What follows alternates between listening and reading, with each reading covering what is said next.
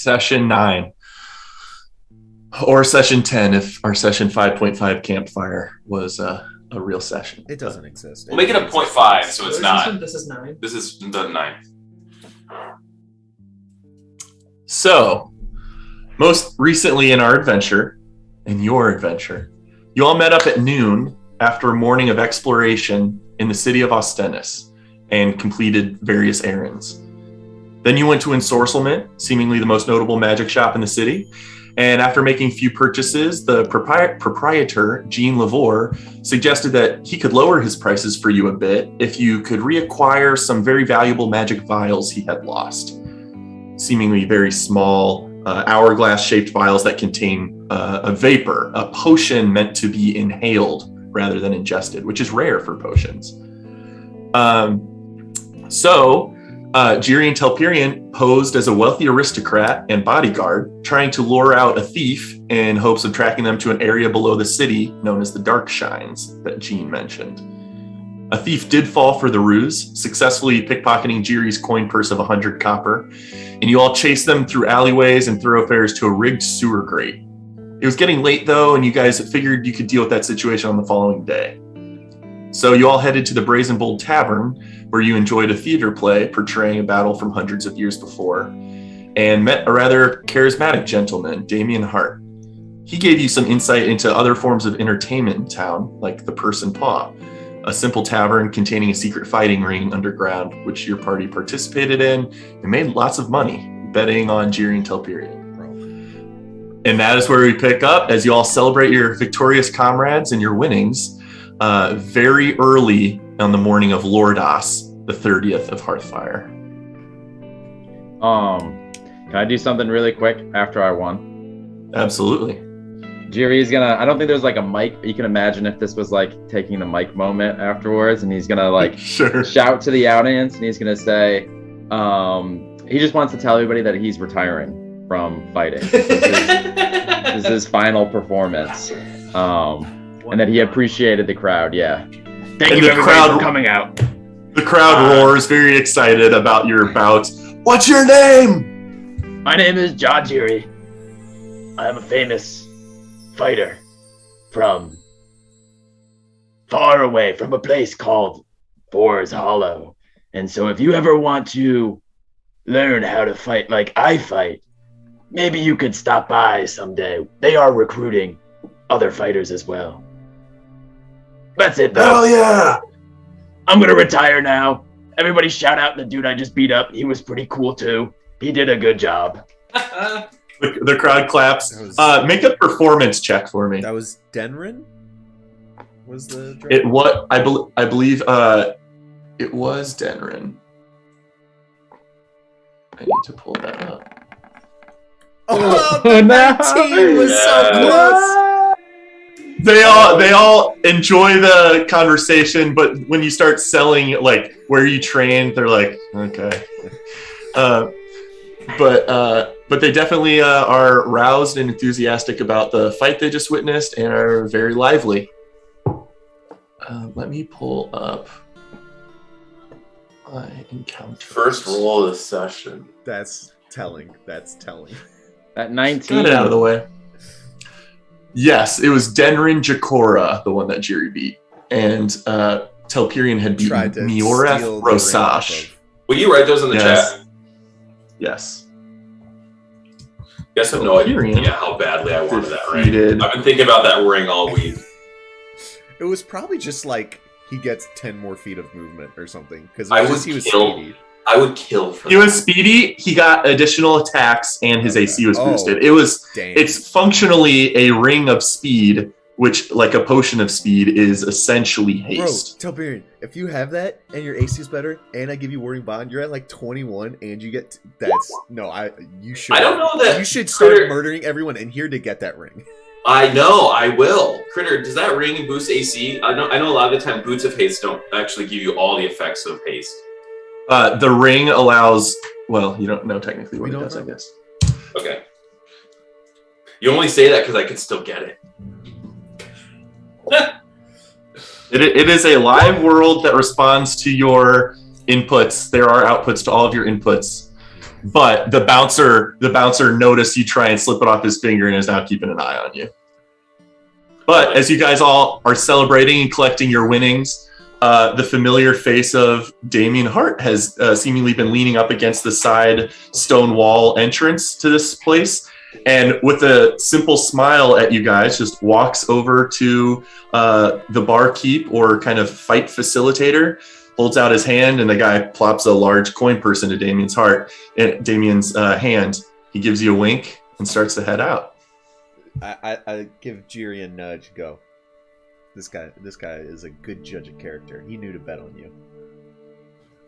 Yeah. I mean, it was pretty close though, so I'm glad we won. Jiri, But- what a fight! That was incredible. I know. I'm kind of really beat up though. I'm not feeling too great. I think my face might fall off.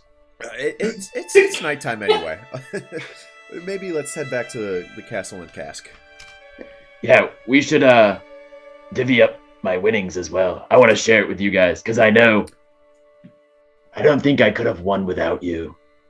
I felt your presence in there, Toby, and Telperion, and Roulette. It was like you guys were all fighting with me. I want to Jiri, be I don't honest and say that I didn't do anything, but also I love that you felt us there with you. So Did Toby Rama give him the platinum ring, even if he didn't cast it? Didn't you give him the platinum ring? To him and said, "This will Okay. help you." And I was like, Gotcha. It'll help you." That's what I thought. I thought he was wearing the ring. You just hadn't cast it. but- Under the hand wraps. Jerry, we Yep. made some money off of you. I'd feel bad taking your cut as well. No, it's okay. I don't even know how much I have. And just like out of character, to explain like how Jiri deals with money just a little bit further. Like anything over like a certain weight for him is like we're rich. Anything below that is like we're poor. It's very like 0 or 100. So he feels very rich right now. Awesome. So we can divvy up later. I don't want to protest too much. How much money does everybody have? After your fight, Jiri, I'm sitting pretty flush. I'm I'm at about, if I look and I jangle my little coin purse, which isn't so little right now, 419 gold. I'm near the same. Roulette? I've got just north of 250. Oh. Okay. I'm not in need of anything though. I'm doing fine. I'm gonna give everybody 100 gold for helping me. That's very sweet, Jerry. I'll accept it because we're gonna stick around and we're gonna continue to help each other out, so it's not a debt. This 300 could be the beginning of our party. Or it could just go to... We could do it either way. Gee, it's much I'm tired. appreciated. I'm tired. Let's go We home. should start making our way back. You see, as you guys kind of turn toward the entrance, not to speak for Roulette's possessions, but there's like a patron at the bar just holding an ale, kind of swaying, and he's like kind of leaning low, looking down, kind of like giving a slight kick to this large bronze sphere that's just like sitting in the corner of the bar, and then it pops up its head. It's a chunk of ore with like 2 bright pieces of amber, and just kind of regards him and then retracts back down. But as you guys start to exit, Alfie will kind of roll behind you guys at Roulette's direction. Alfie, we're leaving. Before we go, do you all want to get one drink? Let's close out the bar at Cask and I keep One forgetting last the- round for Jiri's victory. Let's do that. Victory round. Whoa. This helps my So you head. guys- We'll go up to Varric and get around. Is there a bar Perfect. in the fighting ring or upstairs? There is a bar down here. There's also one upstairs that has more extensive selections, but down here it's just simple ale. But Varric will happily take a silver for the 4 of you to get an ale. Silver Oh, each boy. or one total. 1 total. I'll buy. Good on you. But otherwise, you are able to enjoy a final drink.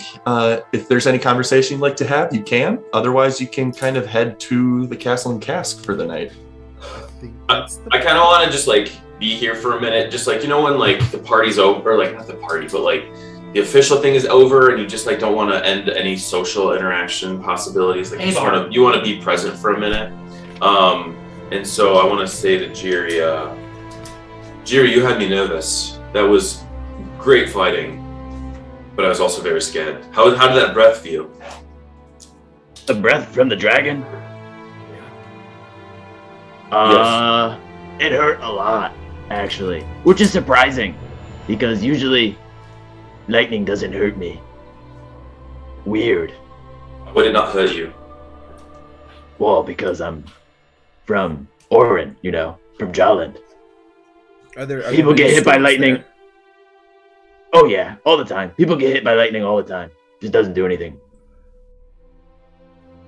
God, I wish I could zap you with a little lightning right You now. also definitely see, compared to Telperion that has like, you know, maybe a scuff or two on his plate armor, Jiri's Tavi and cloak are definitely damaged. Like there's pockets of kind of Roulette's handiwork that have been burst in some way, or there's like some light scorch marks from plasma having been unleashed on it. So functionally still a full fine cloak, but definitely has some wear and tear on it. My eye is like swollen shut too, and like blood is like dripping down my face probably. I'm gonna pit stop this, and like I'm gonna like take out my healing kit and my herbalism kit, and I'm just gonna start kind of like wiping you off and putting bandages just on. as your we're thing. drinking, I'm throwing out mending here and there where I can to, you know, shore up like tears and other things and just small things and just giving him the champion's treatment. Hey, maybe we should go talk to that Dragonborn. I think he's out cold right now, Jiri. Well, we can wake him up. If you guys look over, he is like slumped over in a chair, but one of his buddies is kind of propping him up and kind of keeping him awake a little bit, so that he doesn't, you know, fall asleep for a duration of time after a potential concussion with Jiri's final blow. So We Do I can see the cheer ring him on up. his finger? say it again. Do I see the ring on his finger? The ring is on his finger. This is weekend at Dragon Bernie's. Jiri, I think it's still a little close to the incident. We've got his name. Maybe we can seek him out on the morrow. No, I think he could use a hug.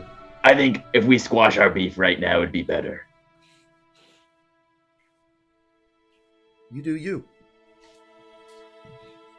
Well, I don't want to go by myself. It would be awkward. We should all go talk to him. Sure. I'll finish this and I drain my ale. You feeling healthy enough, Jiri, for walking around the city? I feel okay. If you guys are drinking here for another half hour of kind of general meantime, or more than a half hour, you guys can all get a short rest in this duration of time. Established that at the end of the last session that we were. Oh, yeah. So Yeah, but I do a quick action surge just so that I can short rest and get it again. Telperion does a lap. He does a lap around the thing. No, he. Did you not even again? Did you not even action surge in your fight? I think I did because I got it back when we. I think that's how I got out of the grapple. Like I did a thing and then I did a thing or something. Gotcha. But anyway, I got it back from the previous short rest we had. how does short rest magic work? Because I forgot. Yeah, Jerry's back at full health after this short rest. You got a lot back after the fight. Oh yeah, you did get some back from your foe falling unconscious. I would say in general, in the world immersion wise, it's able to short HP does not necessarily mean you're free of any cuts and bruises and damage and trauma. It's more of you are less close to falling unconscious. So it is like now that you've spent 30 minutes to an hour like just kind of hanging out, you've caught your breath, your heart rate's down, you feel more stable, even if your face is super tender and you've got cuts and bruises and stuff. So like you still may look banged up, but you are absolutely fuller health and you're definitely the lightning bite, but you definitely have you are further from falling unconscious due to physical trauma is kind of the idea. Gotcha. Okay, makes sense. right, let's go say hi to the Dragonborn real quick. And then if he's not looking like he wants to talk to us, we can just leave. Let's do it. What was his name again? Denrin. Denrin. How are you? I'll go up first and just kind of see if he's conscious, if he's still dealing with it, and just kind of. He's like breathing deeply and heavily and calmly, but he is conscious, functionally at very low hit points. But his buddy is kind of his wood elf buddy is kind of has him propped up on his arm, is just kind of tending to him. He's like, he's having a hard time, but he'll be all right. We'll get him back upstairs. He's actually staying at the Person Paw, so we don't have far to go. But Denrin, hearing his name, will kind of grumble under his voice, very guttural, into his kind of vocal cords, but he is not coherent or making real sentences with his words. He's just recovering. All right, Denrin, put it here. Give Jiri a big hug. That was a fun fight. I hope there's no hard feelings. If you go in for a hug, he will like try and put his arm up and just like tap your chest. But that's about it. Okay, buddy. If you ever need to train more, come to Forest Hollow. Just remember that location. Okay, we gotta go. Hey, not many people can knock out Denrin, so good on you. Thanks. But you guys I appreciate it. But you guys are free to head out or do what you wish. Well, let's make our way. I think we have a bit of a trek across the city, if I'm recalling correctly. Our mic just went out. Can you hear us? We can hear you. Yep, you're back. We literally traded in the old camera for a new one. That's weird. It must be our computer. I'm very inspired by Jiri, though, and I want to look around and see if Miorth is around. Miorth is gone. Okay. All right, let's go. No perception check needed. Yeah, you can just look around the patrons at the bar. There's probably only like, after you guys have been here for a while, there's probably like 4 other people down here now, just kind of doing what you're doing, just in general, enjoying the general vibe of the aftermath of the night. But Jiri's bout seems to have been the final fight for the night.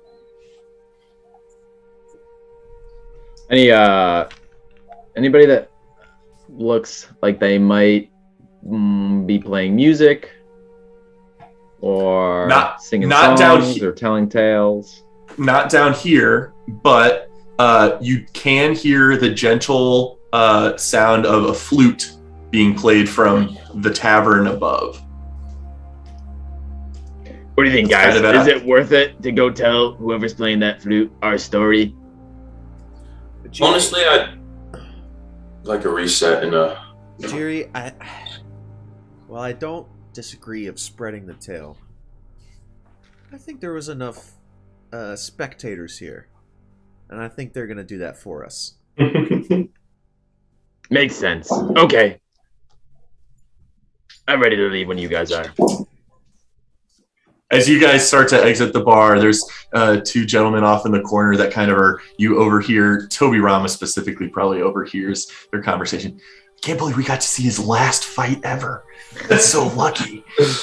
But you guys are able to continue out of the bar, and you come out into the residential district. You're kind of toward the western side of the city.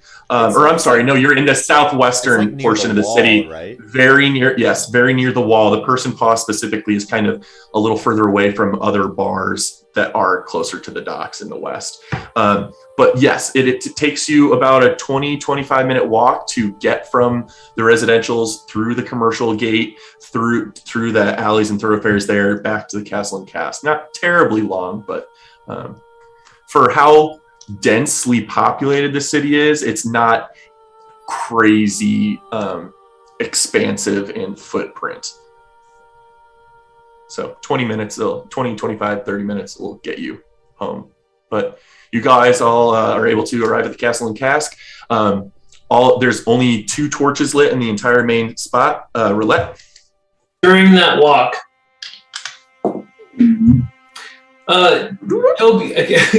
Toby, I know you were jotting down some notes earlier on this sending stone.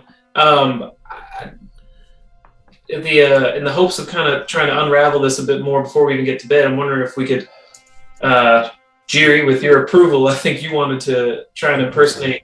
Do we want to send a message before retiring? Probably a good idea. All right, did you write it down? I think. Oh, yeah. I think you wrote it down last time. I did, but that's a long combat sequence, so I'm just gonna type it again. While you're typing it, I have a separate question I want to ask the crew. Did you guys notice when I was fighting, I didn't punch him very many times. Was he just like a wimp, or did it look like my punches were doing a lot? Telperion, I've seen you fight a couple times now. You were on your A game, I'll say. There was something about the way you were moving that I'm not surprised he didn't get a licking. Did you take a lot of? I don't know. What did you do that helped me? That bite didn't hurt very much, but it did get through my armor. That was the intention. I just started trying to talk as roulette. Yeah, no, that ring, when I hand it to you and I cast a spell, it's kind of a shared pain thing happening on. So instead of you taking the full brunt of it, I get a little hint of it, and then that way it lessens your impact. I was hoping to help you keep fighting longer, but yeah, you clocked him out real quick. Well, I barely felt the bite. It was very odd. And it felt like my punches were doing something irregular, but I don't know how to describe it. It would make sense that you're good at not getting bit by things, Telperion, because you're very strong. Does strength correlate to not getting bit? I would think so, because I could use some working out, so to say, and I get bit all the time. Well, we'll start doing some push-ups when you wake up. Here, Jiri, I wrote this down on a napkin. You want to put on your best Balan impression and send a message? Oh, absolutely. Let me get into character. Okay. Yeah, so this is the message you guys are going to deliver, and Jiri's going to deliver it. 4 words. Okay. Thank you for typing it out in the chat. That is helpful. And now Jiri can, if he wishes, get into character and try and deliver the message. So Jiri recites this message in like a perfect Balan voice. Like has like it sounds like it's Balan basically. Wildly convincing and compelling. So you rehearse it a couple times, then do you kind of grasp the stone and try and focus on its connection and then cast the spell and do that through it? Yeah, I mean, I'm assuming that's what like Roulette would tell me how to use it. I don't think Jiri would know how to. I will retroactively say we got to the end and hold up in one of the rooms to do this. Yeah. And at some point I know I'd already identified the actual sending stone, so I would relay to Jiri the mode of usage for the sending stone. Yeah, we should all meet in like the room with Telperion and Gallus, so Gallus can be there too. Oh, true. Is Gallus awake? Do we see him?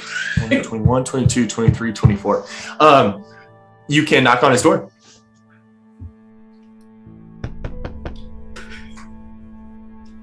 Yeah, what is it? Hey, it's Toby. Sorry, I know it's late. That's all right. I'm just glad you guys got back. I was maybe starting to worry about you, but figured you're just enjoying the city. He will kind of come to the door and open it, and he is fully bare-chested in very simple briefs, very much in his cozy night attire. Can we come in? We have some business, actually. Sure, yeah. Give me a second.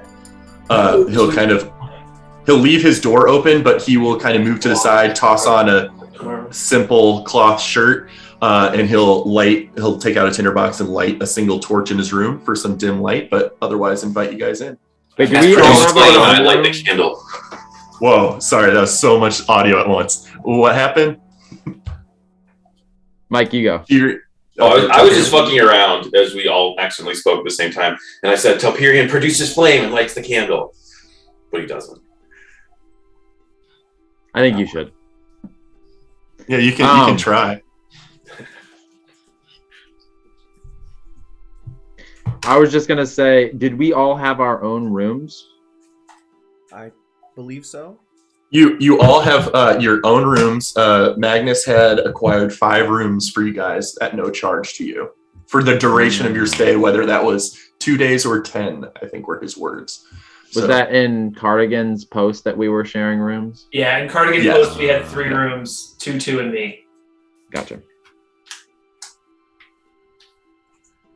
Hey, so Gallus, in the mines, back at Cardigan's, we told you about the soldiers wearing the Durastian armor. Sure. The one who looked to be the leader, he had this stone on him, and Roulette, I guess yesterday you heard some voices coming from it. Yeah, so Gallus, I'm not sure if you've seen one of these before. It's a bit of a communication stone. It's a one of a pair. Whoever has the other one can telepathically send a message to the holder of the other one. And yesterday, during a bit of a walkabout in the city, I specifically heard a voice. I forget what it said.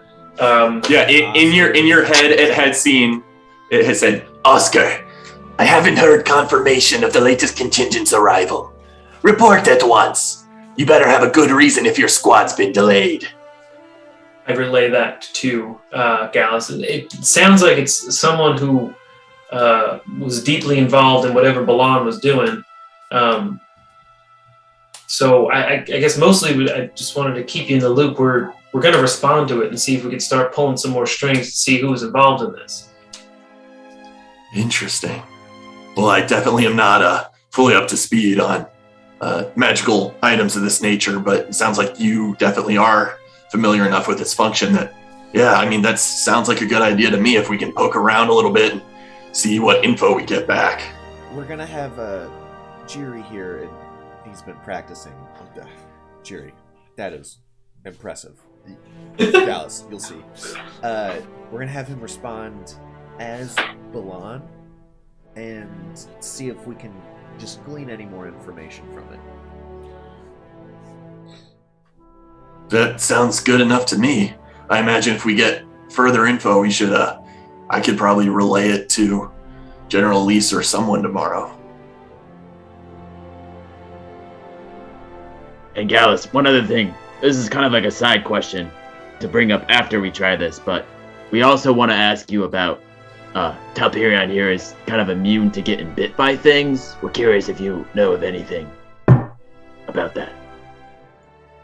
Dallas blinks a little bit and does the meme of the guy. I feel like that's his default reaction to Jiri talking. Yeah. Can't say I know what that means, friend, but we can talk about that, certainly. He eyes Telperion with kind of a curiosity. Okay, Telperion's a little lost, too. Well, I think I will go meditate for a while. Well, you absolutely can. I think Jiri was just about to do his We're doing this message. Oh, I thought you already did it. Okay, sorry. No, I'm gonna send it. I'm gonna send it now. I can't do the Balan voice, but you can imagine Jiri doing the Balan voice. Sure. Yeah. So you do the Balan voice. Do you want to try it? I don't even remember what it was. It's very dwarvish. It was very urgent, was the main thing. Yes. Oscar has died. A portion of the mine caved in and killed his squadron. This is Balan, foreman of the mine, waiting further instructions. You hear back immediately. Balan, you fool! Don't contact me again. If your words are true, we'll move forward without the final contingents. Consider your previous agreement terminated. And I repeat that to everybody. Previous agreement terminated.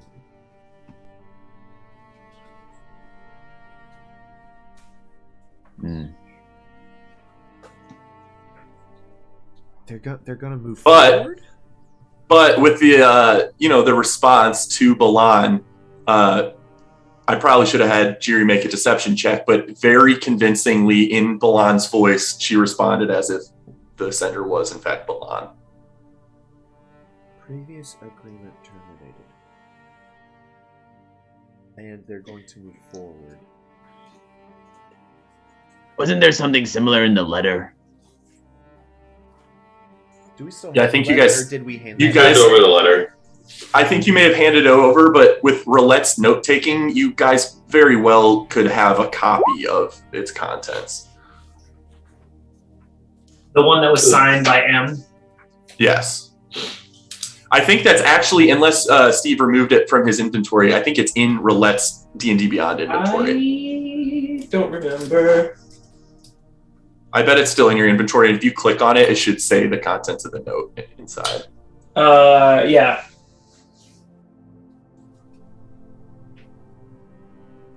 It's your request for additional compensation on account of increased risk is denied. I've made sure you've been paid quite well. Have I not? I will not take kindly to your demands of renegotiation. If you're unwilling to continue our agreement to let soldiers through for the extremely reasonable sum of 100 gold per contingent, trust me, I'm happy to replace you with someone a bit more grateful. So one less contingent than planned made it through. So there's contingents of Durastian soldiers?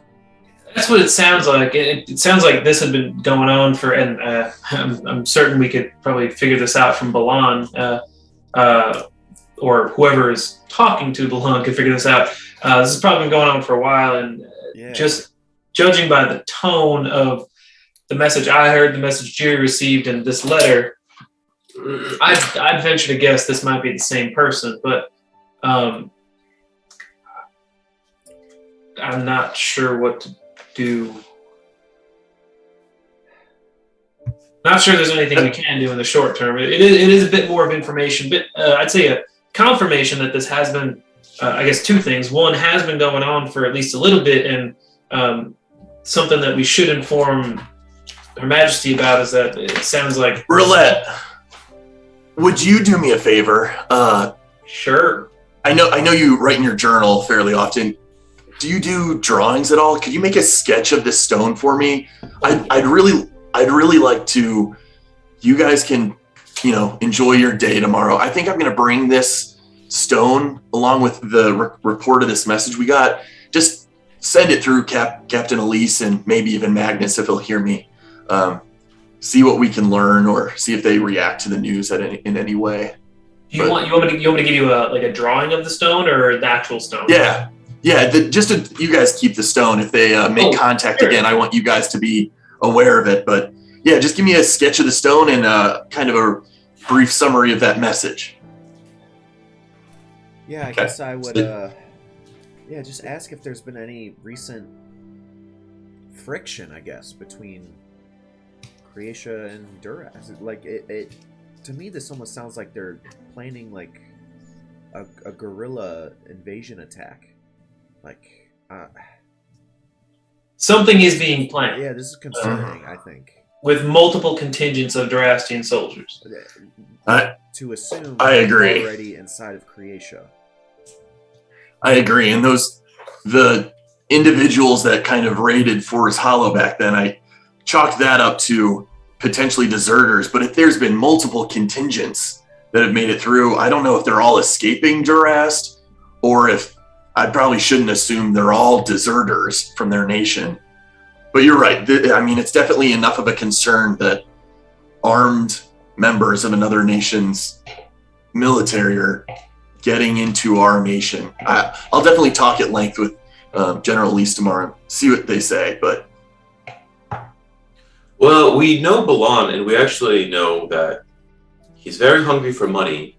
And if the contract is terminated, he might respond back tomorrow, begging to help in any way. maybe we could get a little bit more information out of the source if we can frame his plea correctly. Telperion, That is a pretty good idea. Okay, you guys, again, I'll take this roulette sketch, thank you, roulette, to the Glassguard barracks tomorrow, but you guys hang on to the stone, and if you want to, comprise another message to this individual as Balan begging for a renegotiation of some kind, I guess. And Dallas, maybe you should send a note to Cardigan Post that they should be trying to pump more information out of Balan. And the other good news is you could let them know that we don't expect any more soldiers to be coming through in any way. So, good call. That might Yeah, be good news. a trip to the aviary will definitely be on my list for tomorrow.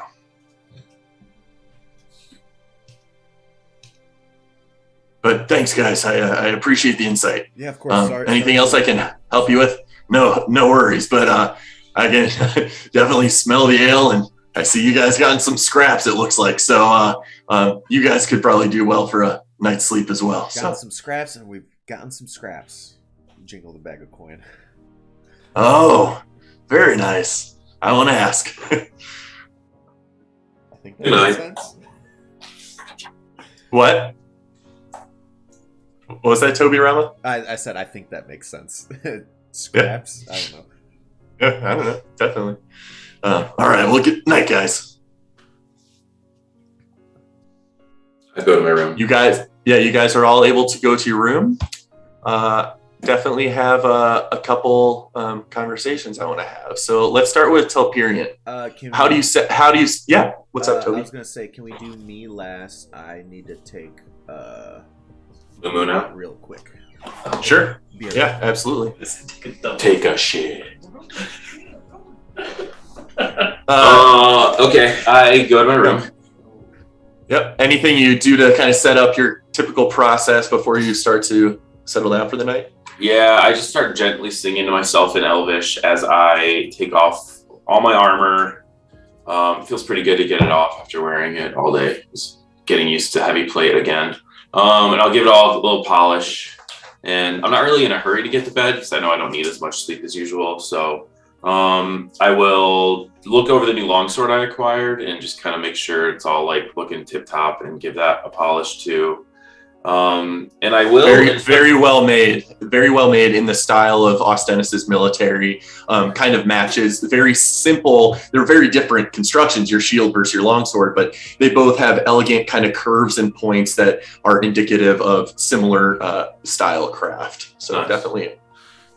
And like I probably give it a little extra care because it's like standing in for my great sword, which I feel kind of a little naked without. So I want to like kind of just make sure, like I whisper to it, like, get me through the time without the great sword. And then I will look at my weapons and armor and stuff, and I'm gonna like hold out my hand. And like, I'm going to go for the lightest piece first, and I'm going to try to levitate my helmet. So are you using your reliable through this point? Like within the I'm going past to use all reliable. 2 weeks? Yeah. Okay, so all reliable works. The abilities you started to develop on your journey north through the Emerald, you absolutely can manipulate and pick up from a distance that item. I want to progress to the heavier chest piece with all reliable. All reliable starts to lift it, and then like you can see it shift and wobble, but it is not quite enough of a intense connection to be able to lift that heavy of plate armor. I want to push through and try Sure. harder. You kind of maybe even extend your other hand, kind of conjuring more focus. You can still feel probing within your mind that moat of tenderness that was pain in your mind a night ago, but right now feels electric, buzzing with energy. And you reach further and you're able to lift up the roughly 55 pounds or so of plate armor that it exceeds your ability to previously lift things of that weight. But after a few moments of it, your head starts to fuzz and buzz as your consciousness kind of just forces you to kind of set it back down for a moment.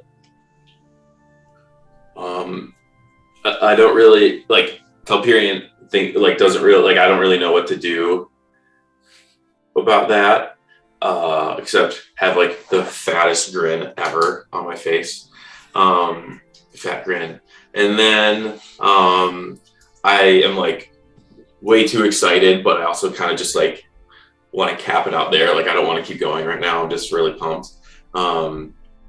So I will instead just go sit on the bed and just start I think I'll like start as like conscious meditation on like what that could mean. And just thinking back over all of my training.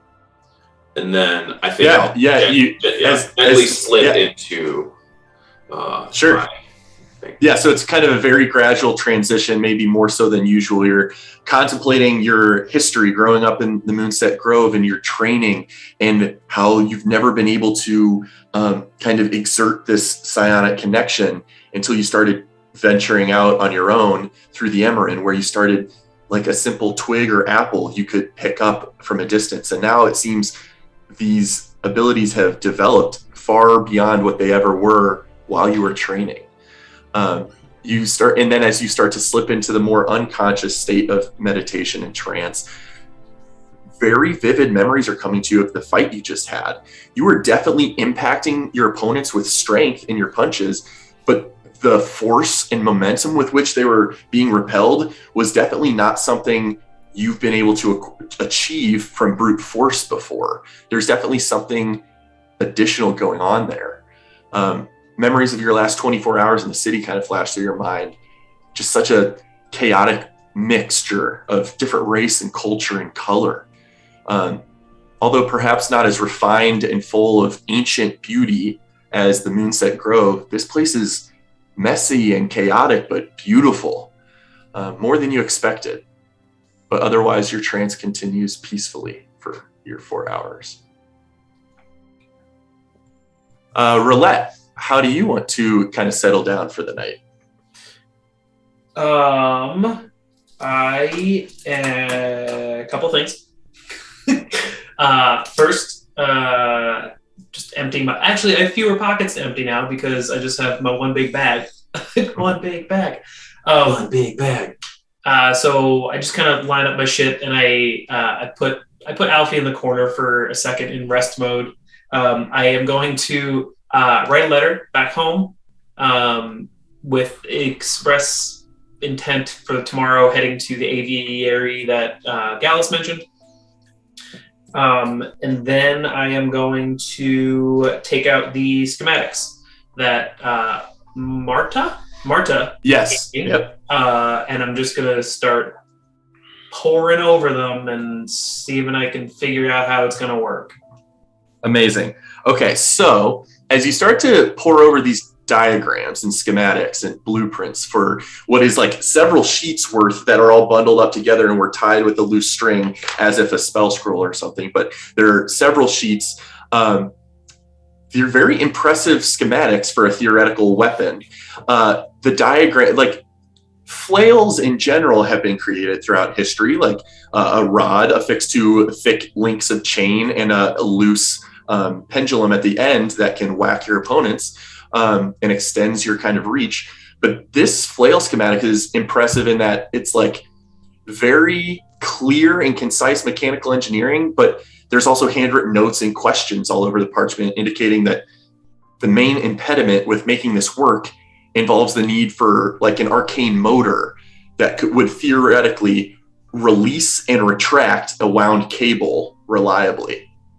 So as you start to kind of pour over these, you get a sense that to create this weapon will take essentially, time may vary. Maybe it takes you 2 days, maybe it takes you less or more, but you're able to sequence in your head a series of checkpoints or a series of checks that may need to go into place to learn about Marta's. It's not your notes, so it's like Marta's interpreting Marta's kind of brain, like in chicken scratch over refined mechanical documents is one thing, but you have to functionally learn what she was trying to accomplish, construct the components and create them, and then assemble the components successfully.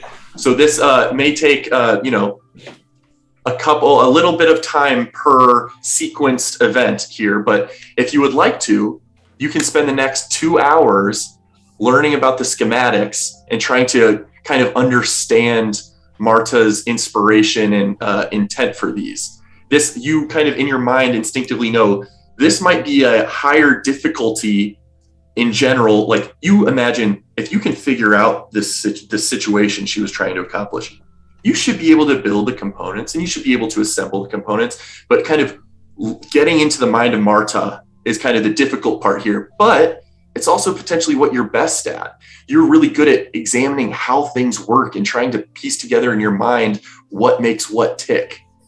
So if you would like to, please, if you're willing to spend 2 hours of this night, you may need to sleep in a little bit. But if you're willing to, actually 2 hours of light activity counts as toward your full rest, actually. So I'll definitely stay up late doing this. If you would like to, please make an investigation check. You can pore over the schematics and try and decipher what Marta was trying to figure out here.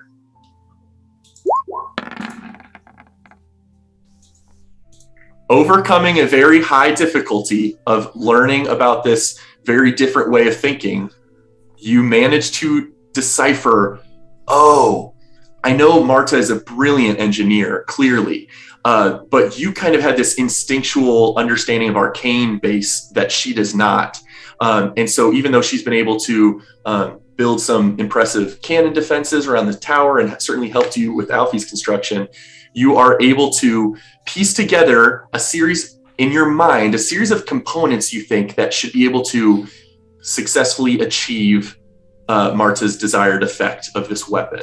So you have functionally completed the first task of this flail's creation, and you have identified what the plan should be moving forward. So now the next step of this would be creating components, which now it's getting late, but when you decide to, you should be able to, you probably already have the loose materials needed to create small components that should be able to achieve the effect. Critter, did you ever take like an engineering class in college?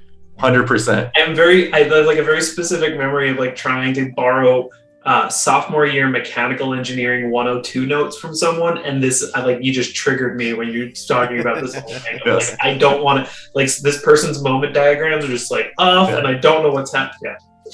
Thank you. Yeah, absolutely. And a step back from character, almost like that is very much what I had in my mind. Like, being through engineering school, like, stuff can be difficult, but if you write it yourself, you know it.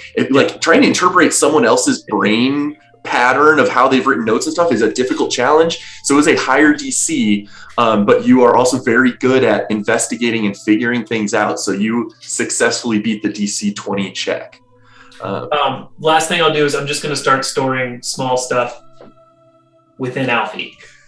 Yes. So you've kind of also have that moment of recognition that Alfie is a being, a construct that has strength and has other kind of capabilities and can absolutely carry stuff for you. Some via just by extending or retracting an arm potentially and carrying stuff, but also there is some room inside Alfie's kind of contraption and mechanism that you can store some various things. Certainly not like long swords or great swords or spears, but small things can absolutely fit inside kind of compartments within his body.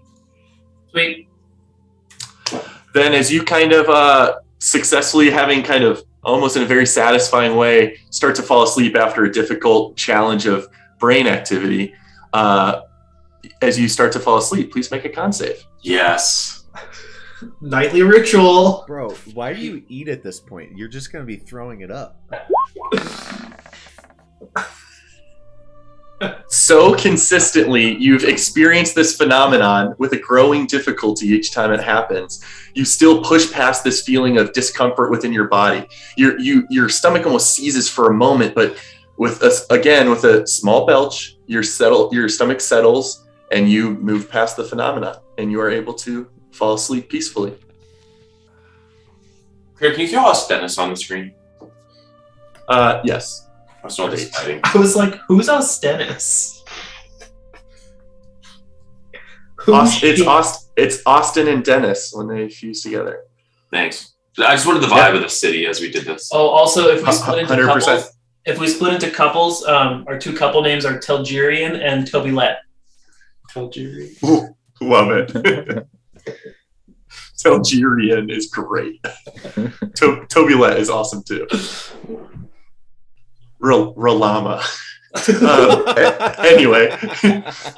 Anyway, Roulette is able to peacefully fall asleep.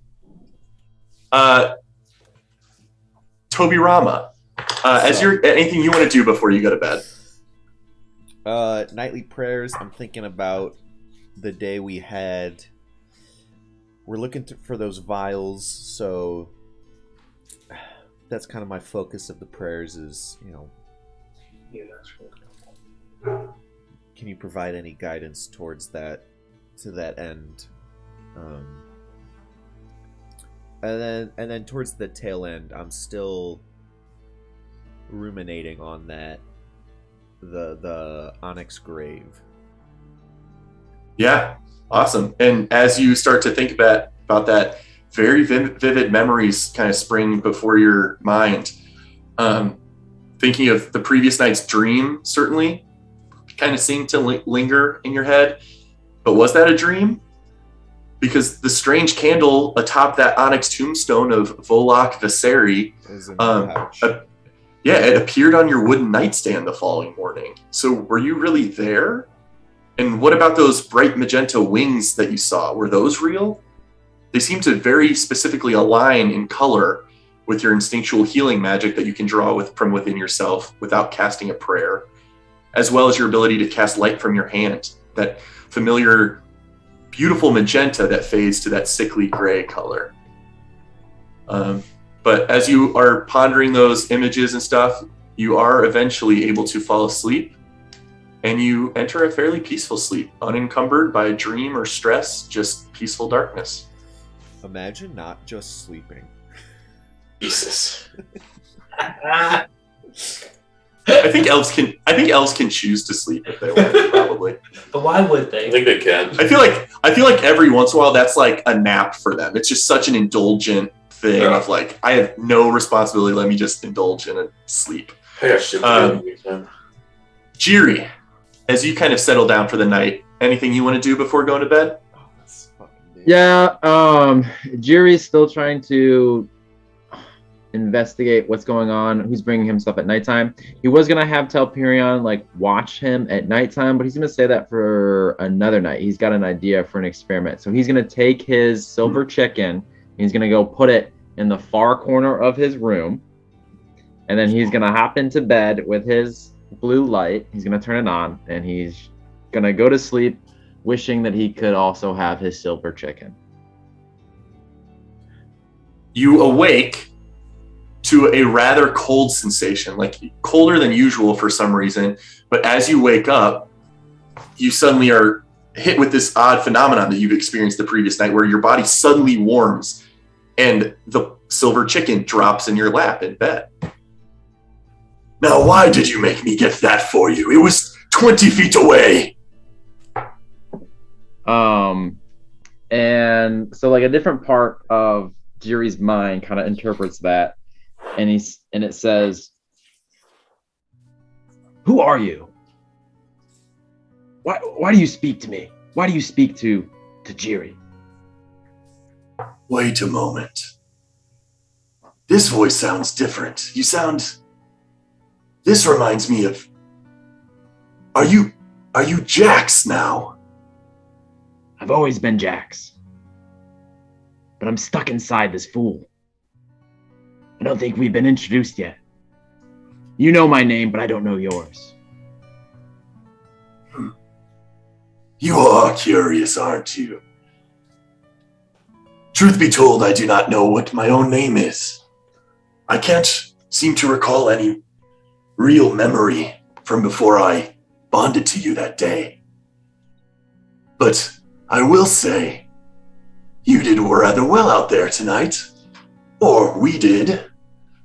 I think things will go well for us if we're working together now, Jax. But what of Jiri? What is this alternate mindset within your brain? I don't know. I'm stuck inside him. I can't tell what happened. It was something that you did, I think. This is all too strange, but I do wonder if perhaps he is an idiot. Or perhaps he is defending himself in some way, deluding himself to protect his mind from my influence. I have tried not to interfere with your self-control. Perhaps I still need to take a step back. But have you felt the change within yourself?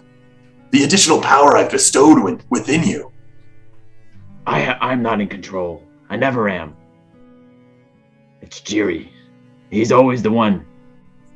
He lets me out occasionally, but I don't know how he does it. And I don't know who you are either.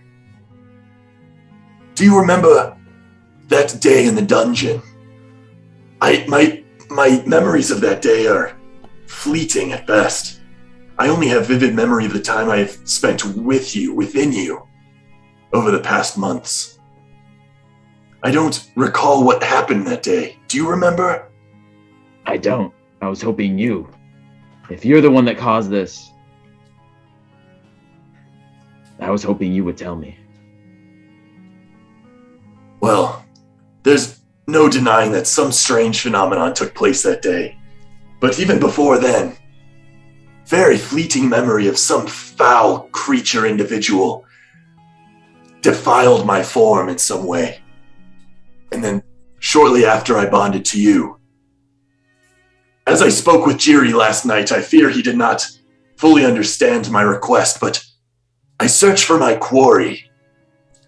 Whoever did this to me, to us, must be found and punished. Perhaps this phenomenon can be reversed in some way. But otherwise, be careful. I have a vested interest in making sure you stay healthy and alive, and as you may have experienced, using my power from within your frail form drains you and Jiri of its vital water supply to some degree, as steam releases from your body as my power flows through you. As long as you're careful, I don't think that should kill you. I will try not to let it. But it is nice to remake your acquaintance, Jax. You seem more intelligible than that fool. Oh, I haven't given you a proper introduction. Let me go through the whole thing. I am Jax, Please. the Mad Wolf, Scourge of Daenor, and Cutthroat of the Red Plumes. Now you know me. But my goal is to get out of this form, this Jiri. I must escape. So I will help you as long as our goals are aligned. I want out.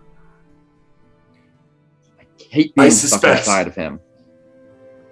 Thank you, Jax. Proper introductions then. I wish I could tell you more about myself, but perhaps over time more memory will come to me. This form is inhibiting my ability to use my full power, and it grows by the day. Perhaps in the future I will tell you more. But in the interim, certainly I think as long as we can find whoever did this to us, I may be able to get out of your form and you out of Jiri's. Let's keep our minds open and aligned as possible to pursue that goal. Whatever you do, I think it's best that we leave Jiri out of this. He's kind of too dumb to figure this out for his own. So just let him be, and then you and I can work together. Does he let you out of his subconscious only at night when he sleeps? Is that the best time to talk? I have tried to make contact with Jiri's mind during the day to no avail. He seems distracted and curious and overtly confused. I've tried as well. He just calls me the Mad Wolf and says I'm cursing him. It's very frustrating. Understood. Maybe we should talk at nighttime. That'd probably be the best time. Okay. I continue to learn about your mind and your form every day we are together. Perhaps in time I will find a way to make direct contact with you instead of the fool occupying most of his thoughts during the day. I'll try as well. Maybe I can get through to Jiri. Very well. All right. Well, good work today. You used my power well. I will continue to trust you with it for now. Good night, Jax. Good night, person inside my head. And as steam kind of suffuses through your skin, not painfully, but just slightly uncomfortably warm, you are able to fall asleep with your silver chicken in your lap and your blue stone in your grasp. All Jiri wanted was a chicken. And What the fuck? Jiri has a nice, pleasant dream of. Can I describe his dream? Absolutely. He's so I don't think we got to describe his daddy Adros, but he's this like big blue cloud, kind of like the genie from Aladdin, Okay. but like a lighter blue, and he rides on a big golden chariot that is pulled by 4 magic carpets. They're like ornate rugs. Like each one has like a different pattern and a different color. And so he just has a dream of like riding on his chariot with his dad, and they just go out traveling through Jawland together, having a great time. As you dream that, Adros will make contact with Jiri's mind and suggest that, Jiri, it is good to sit with you at my side again in my chariot. I wish we had more time together. Please, find whoever did this to me. And as his form starts to wisp away into air, you have a moment of panic before you wake up on the morning, now the true morning of Lordas, the 30th of Hearthfire. I will, Dad. I'll do it for you. But you all slowly and calmly awake in your beds in the Castle and Cask on the morning of Lordas. I've never known someone to have so much dialogue in their sleep. I texted Michael Kennedy again. I'm like, imagine just like sleeping. Bro, Yep. what the fuck? I am so... All he wanted was a chicken. He just wanted a chicken. And he got this lousy dream. I will also say, back in Jax's mind, the being entity, whatever this is within you, will also say, I am, frankly, tired of gathering your things for you when you sleep. If you wish, you can make use of that ability consciously, though its capabilities will be somewhat limited. I would agree with you, but unfortunately, it seems like Jiri needs to figure this out for himself before he'll be able to use it as best. For some reason, he needs to rationalize everything in his dumb mind before he can actually learn how to use it. Very well, then I shall, as long as he has the water supply and the means to accomplish the spell, I can continue to fetch things for him, I suppose. But I grow weary of such a task. but that is just an additional piece of that conversation that took place. But again, you guys all wake up to very calm sunlight filtering through your windows in the Castle and Cask Inn. What a normal morning. We're humans! We slept well! Yeah, I woke up like 4 hours ago, so I will have gone to do something. Oh, Yes, that's very fair. Yeah, if Telperian ever, just please let me know. If you wanted to get up early and go do something. He went to the Glassguard barracks and worked out for 3 hours. Okay. They, having met you the previous day, a couple of the soldiers will recognize you and kind of keep their eyes on you, but will allow you to practice and train on training dummies with them. You're absolutely able to do that. Anything in particular? Oh shit, we might have just lost audio. Hi. Tries, yeah. It's chest and try day, push day. But I'll do it in my heavy armor because I'm getting acclimated to it again. And then I'm going to what martial weapons? Oh, I'm just gonna practice with my longsword and like doing one-handed attacks in the meantime with the shield. And I guess I'll ask a couple guys if they are or girls if they want to like just kind of Spar. spar. Yeah, spar. Yeah, absolutely. Breakfast. At your suggestion, they are definitely they are very disciplined, proficient martial fighters, and you can very clearly recognize that. However, they do generally they will you'll catch them looking at you from the corner of their eyes, just like interested and intrigued with your form of sword fighting, significantly more unique than something they as humanoids or otherwise non-elves have seen before. So they you constantly catch glances at you. And so one gentleman in particular, Rodris, will come up to you and say, yeah, if you're looking for a spar, I'll spar with you. I know it's dumb, but we usually use training swords for the sparring, even if we're all fine and can take care of ourselves. But if you'll grab a sword. And so then he will, we don't have no stat blocks required here, but if you want to, you can absolutely start sparring with the gentleman, human, seemingly in his early 30s, looks a little older perhaps than Roulette and Toby and Jiri, but is proficient and he's practiced his footwork. He keeps very light on his feet, but he strikes with a lot of force as well. And as you push back, you're noticing, actually make an intelligence check for me. That's the blue. 14 plus 2, 16.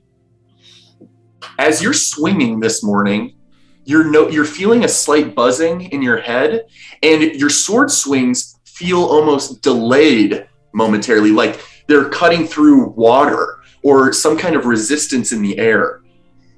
And over the course of a 5 or so minute beginning of this sparring match, you start to get more used to that sensation, and the buzzing starts to fade. It's constantly vibrating with energy in your mind, but your sword swings start to get a little quicker, cutting through this hindrance, this obstruction in the air better.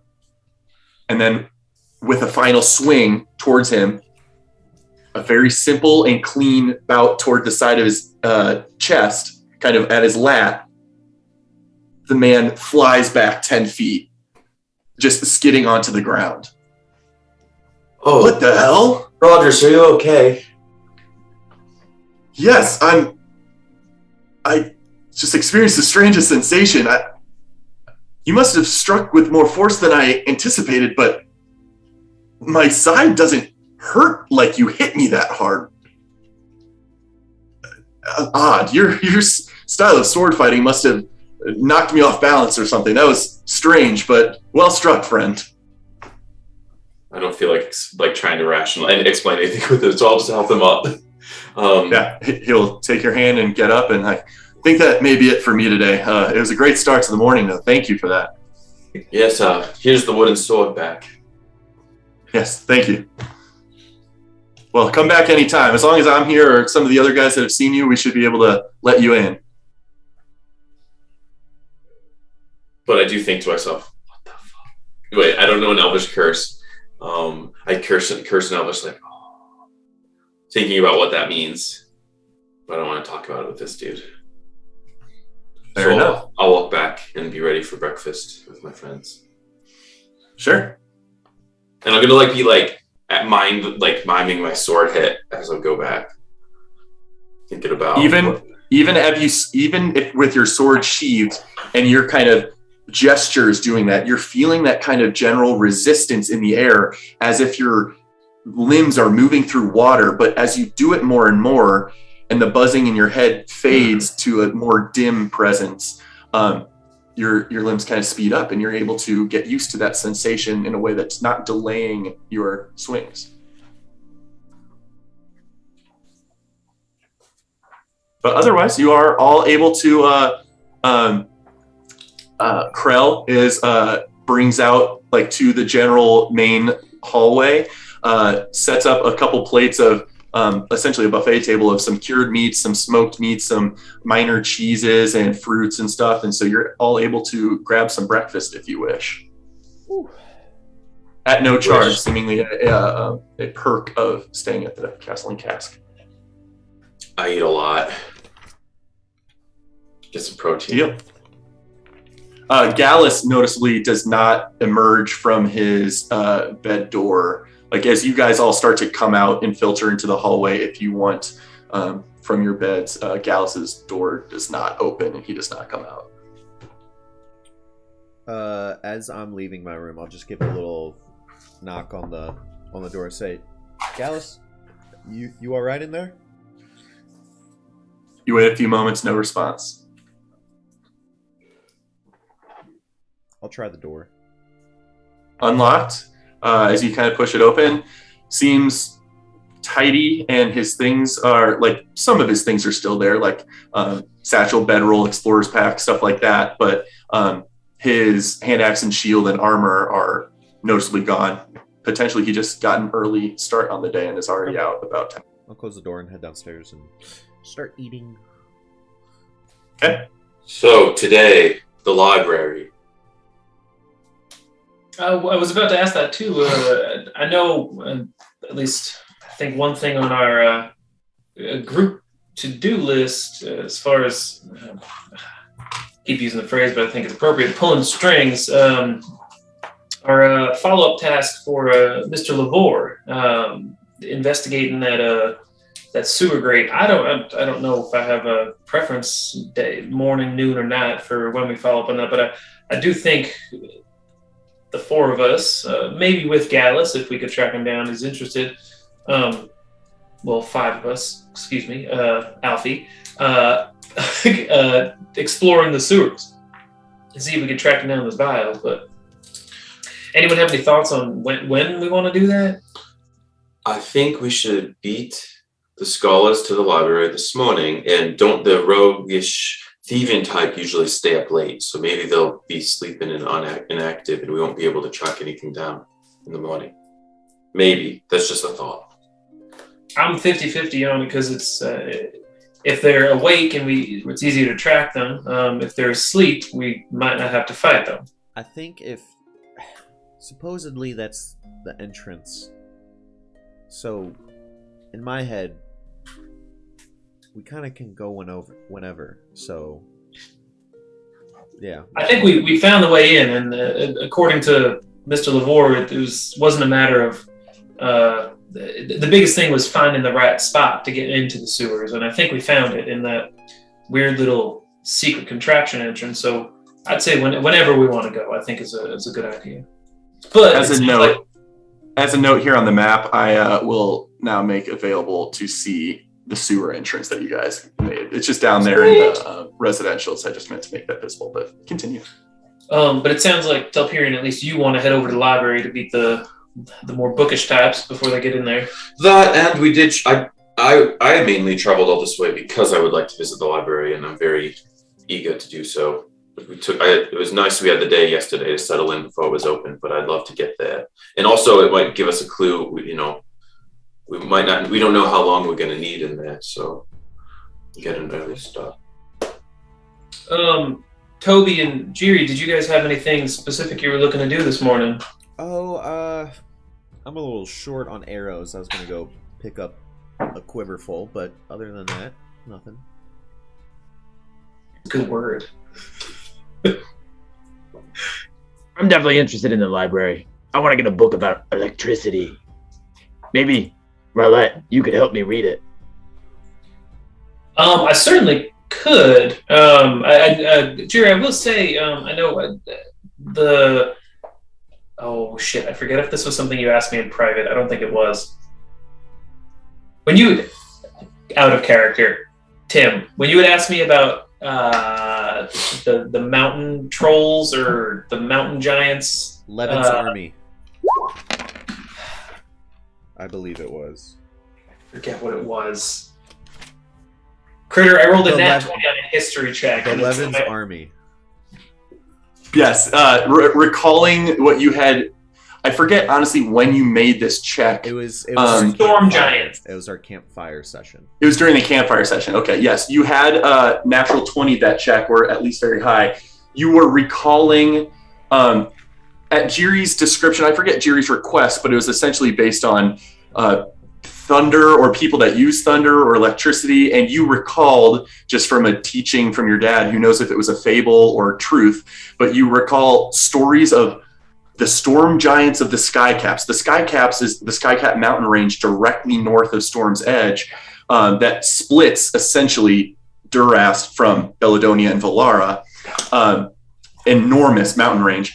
And theoretically, millennia ago, storm giants used that mountain range as like their main home abode, and they had an army militia of rangers and fighters called the Levin Army that would wield thunder as weapons. Back in character. Yeah, Jiri.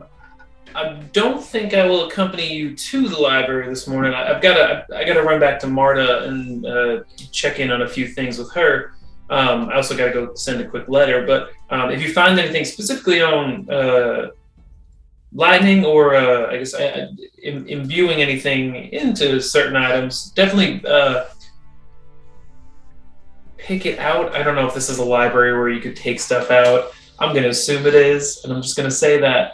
Definitely track down some of those books, and I can take a look at them with you, either back at the library later or back at the Castle and Cask. Sounds good, Rillette. I was gonna go see Mr. Lavore as well, but we can always meet up later at the library.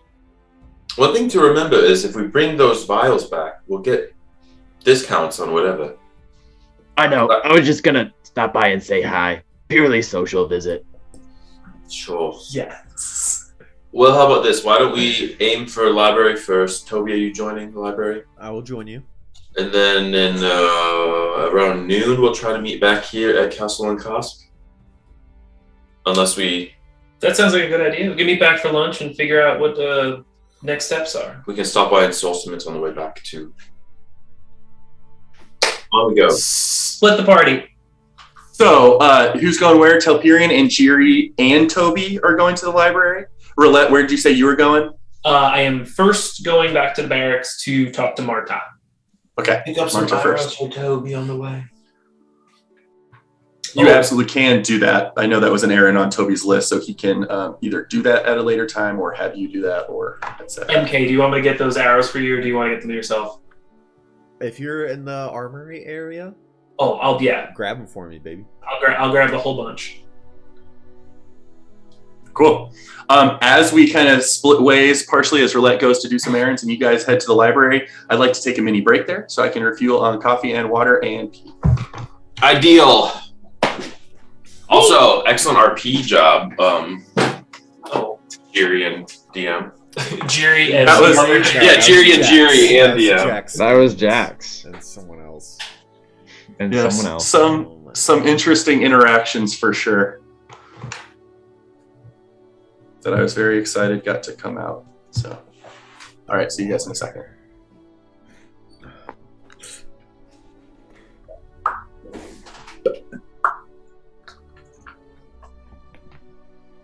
No, that's not where we're going. I'm going.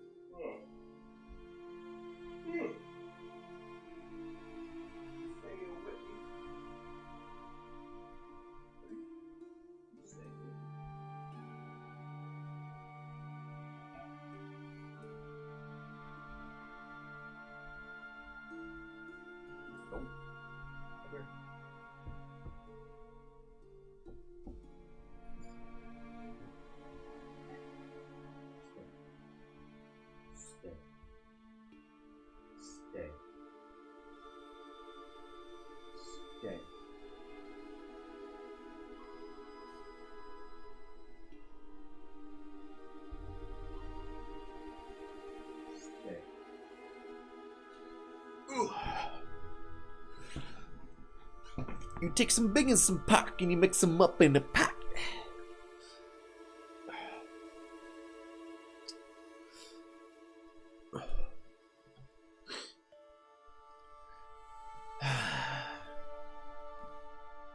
What's going on?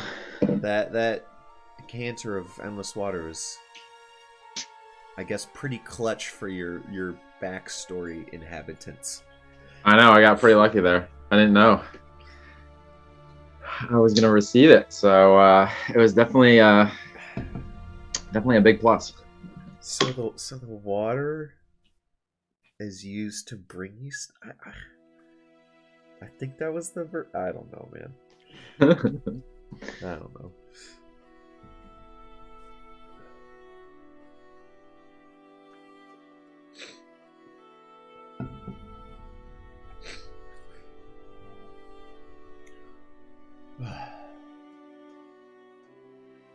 When you started talking as Jiri just then, like, I was like, I had to fully reframe. I'm like, oh, right, this is this character, and not that other one we were just dealing with, or getting a window into. Yeah, definitely want to make sure next time I will be more specific about who I'm speaking as. That's so weird. The whole situation's super fun.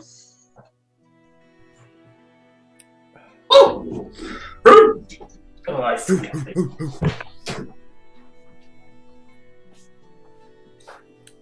The Mad Wolf is real, and we were doubting him. Although he just got try. Think of the question he just asked Gallus on my behalf. I feel like we're always right to doubt him too. What was the question he asked on your behalf? I forget. Why wasn't Telperion susceptible to bites? Oh yeah. No, it was. We think he's immune to being bitten. Or distinction. Yes. Oh man. Knowing Jiri, it likely is an important distinction. Yes. Yep. All right, let's go read. I'm ready to read. All right. So we have 3 of you going to the Palestone Archives, the library that was just cleaned and organized and maintained yesterday. You guys all can explore and peruse that place at your leisure. I also don't want to leave Roulette in the dust, though, if we go through Roulette's stuff and then just do an hour or less of content in the library. So, Roulette, if you get aimless at some point and they're not making it back, feel free to, go looking for them at the library should you want to. But sure. I would like to start with you, I think. So, okay. Roulette, what are you doing as you guys head out from the castle in Cask? I am taking Alfie and heading directly back to the barracks to talk to Marta. Okay. You can flavor for me, Alfie, but sometimes I think of him like rolling down and clunk, clunk, clunk downstairs, but I feel like during stairs he probably retracts his legs and just like can climb up and down them. I will flavor it to say specifically as I'm like, because this is a very like slow meandering walk. I'm not like on a mission to do anything.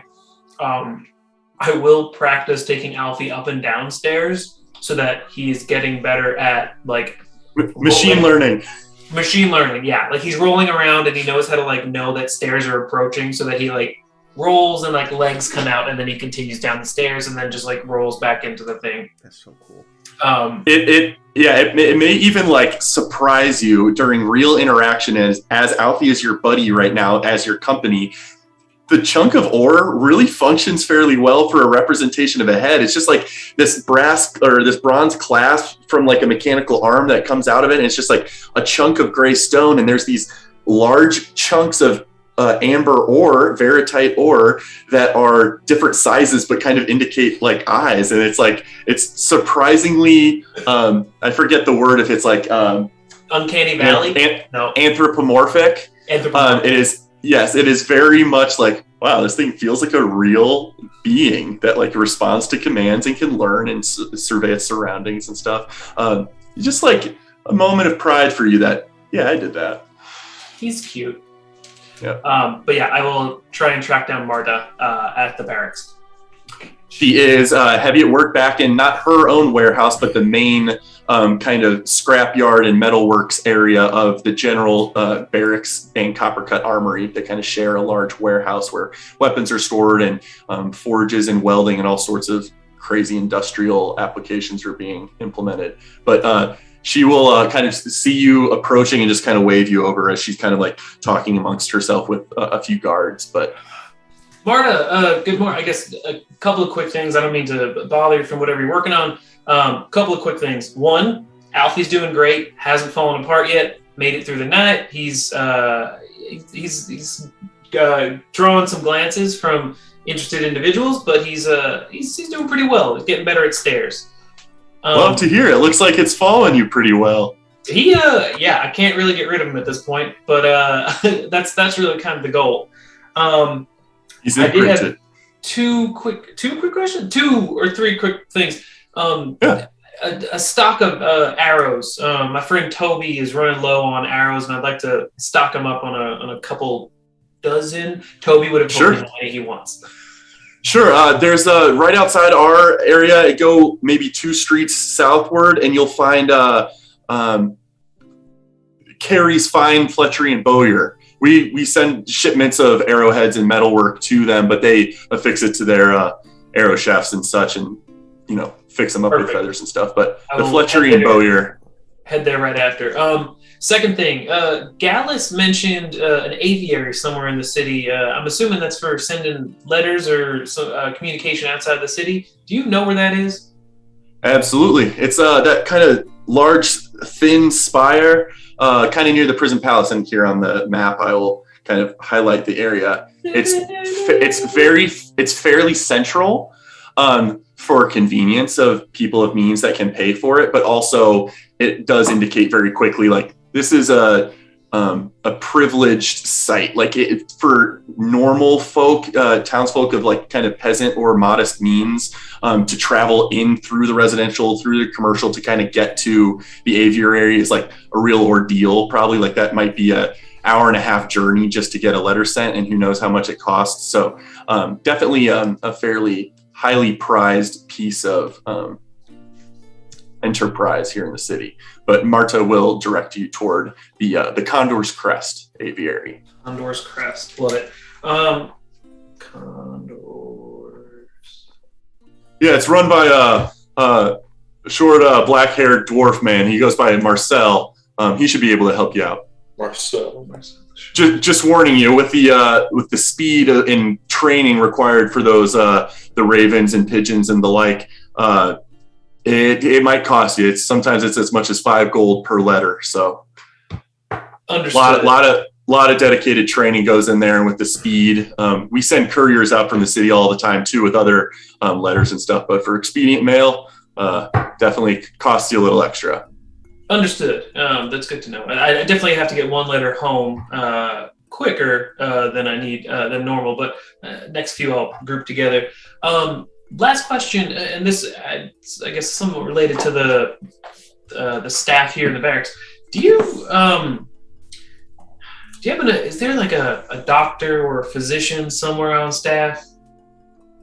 We do have a couple that are up in a bunk, kind of a row of bunks toward the edge of the barracks, but there's also not but a street away, there's another physician's assistants training grounds that usually has several people that they kind of have an organization that goes all throughout the city at request of the population. So feel free to head over there, which is slightly westward of the Glassguard barracks, or if you're interested, Master Nidal at Prison Palace, or Maester, my apologies, but Maester Nidal Donich would certainly have more expertise. He's kind of our Surgeon General, if you will. He's our expert of physical examinations and the like, very knowledgeable of different ailments people may have encountered and such. Usually has a long line of customers, so may not be able to get you in without some kind of good word from someone in power, but would probably be the most knowledgeable if you're willing to try that route. Yes, Telperian. While we're thinking about it, who has the writ from the Queen? Okay, just it is specifically in Roulette's inventory. Just want to make sure we knew who had it. It is, I think, it is not in the satchel. It is in my backpack. Beautiful. That's all.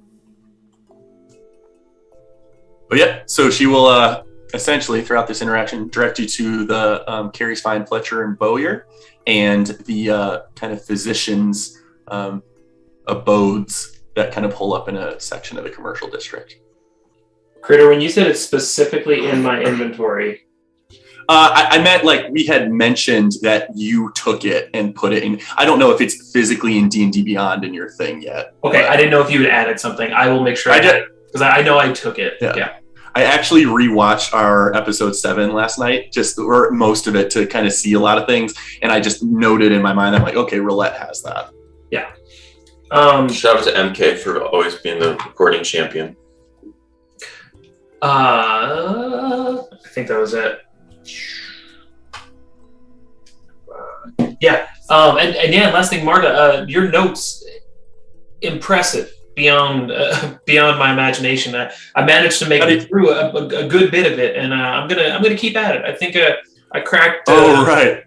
She kind of you see a moment of realization. I'm like, oh right, I gave you those schematics. I totally forgot. And you're just kind of piecing it together. Marta, although brilliant, is very scatterbrained. Like she's required by all sorts of different people. She's very much a manager of hundreds of people that rely on her for information. She has a hard time keeping things straight, but she's like, oh, so glad to hear that you made sense of my chicken scratch. But good, if you figured it out, I encourage you to keep me posted on Alfie's status as he develops and you get used to him, and also that schematic for that weapon. I'd love to hear how it goes. Yeah, definitely. Perfect. That's all I needed. Thank you so much for the information. I'm gonna head out in the other errands I gotta run. You bet. Come back anytime, sweetie. I will. I'll head to just go buy the arrows. Toby, how many did you need? A quiver worth. I don't know. Quiver So I would say a quiver could hold 30 arrows. If you were interested, you could have, this is a little weird because like you're not together, but like your existing quiver is a little beat up piece of leather essentially, but it can functionally hold 30 arrows. If you want, you could get a new quiver and 20 additional arrows for 2 gold total. Yeah. Get him 2. Oh, yeah. I conveyed that this thing had served me well, but I was looking to upgrade.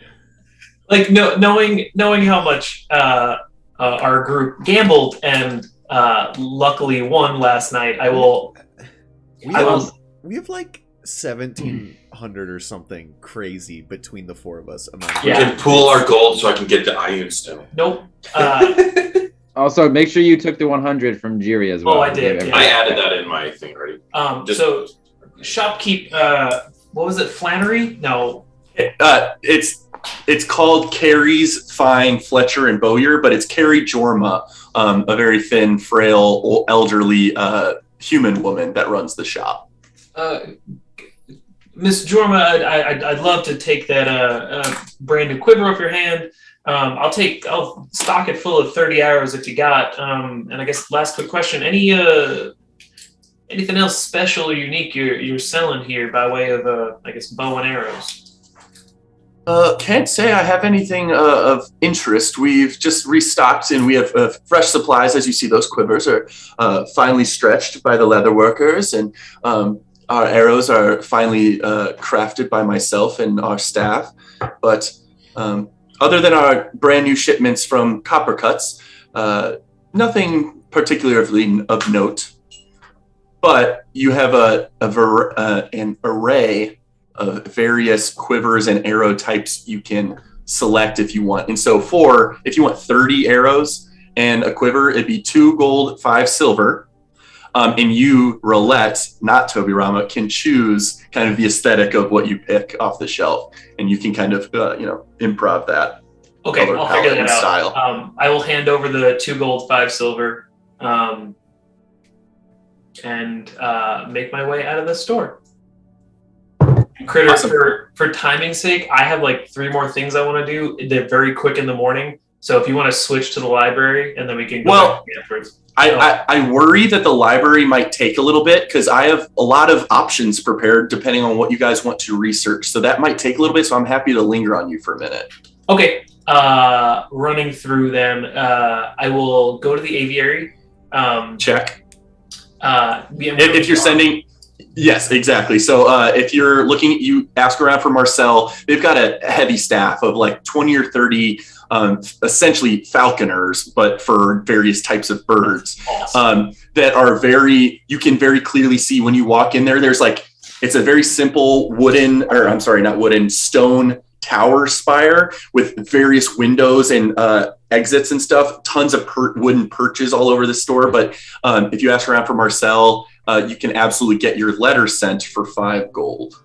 Perfect. I will email you my letter. Is Amazing. there bird poop everywhere?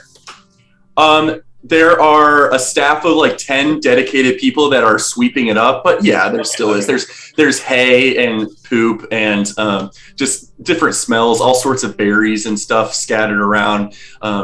It's a little bit of a mess, but they have a fairly sizable cleaning staff dedicated to that exact job. Perfect. I will head not to Maester Nightall. Did we meet Maester Nightall? You have not met Okay. Maester Nightall. I will not head to Maester Nightall. I will head to that like physician's assistant encampment thing across the street to just inquire like, hey, can I get a quick checkup? I'm going to have their general staff roll an intelligence check. They will see you. I'll say like I haven't been something been feeling right for the past couple of nights. And I don't know if it's like indigestion or something, but my eating habits haven't really changed, but something's been hurting. Sure. Yeah, we can absolutely see you. We'll take a quick examination for free, but if there's any treatment we feel we need to prescribe, it may cost you a little bit. But I'm going to have their staff roll a general intelligence check, medicine check specifically.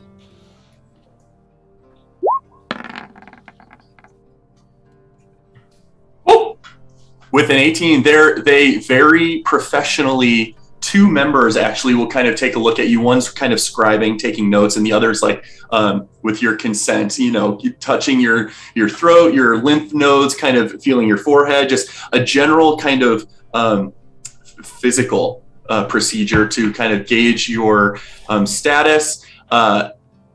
After 10 or 20 minutes of this, even with a very proficient high check, they don't see anything that is concerning about you at all. The one thing they do notice is, what color do you call your eyes? I forget. It's like a blue. I think Roulette has blue eyes. Yeah. Yeah. I don't know. My dad would always call it like a dark sky blue. Okay. Has there always been this slight discoloration toward the center of the iris, right around the pupil? There's some kind of discoloration. It looks a little more brownish rather than blue.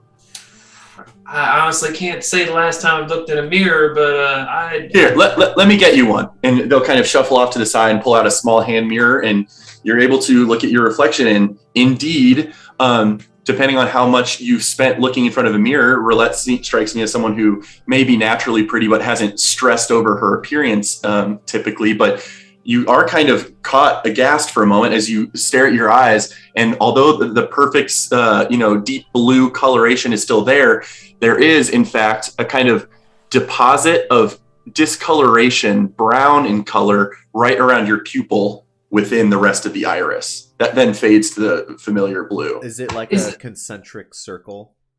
Yes. Just a perfect pupil, very thin ring of brown, and then your typical blue iris. Is this, first say I've never seen this before, or noticed it before. Is this, short version, is this something wrong, or is this just a color? Well, I've never seen it accommodated or alongside an ailment specifically. So I don't necessarily see this as an issue, but the fact that you're not familiar with it strikes me as odd. It's not something I've ever treated, or I doubt many of our staff have. This is most ailments have very clear warning signs or symptoms. This is not something that I would attribute to an illness specifically, but perhaps there's more to it than I have experienced before. But for the nerves and the upset stomach at night, though, it may cost you gold if you're willing, but we could put together a small saffron tonic that it should have enough liquid in it for maybe 2 nights. But I would take it before you go to bed at night, and that will should help ease the nerves and stomach. Yes, please. I'd love to have something like that, at least for 1 or 2 nights. Very well. They will, for 1 gold, they will go fetch a small vial, essentially a very small potion bottle that is essence of saffron, and it is a tonic that, when ingested, will aid, settle your stomach and aid. Did you say for 1 gold? For 1 gold, yeah. Sweet. Have Telly make you that. Much appreciated.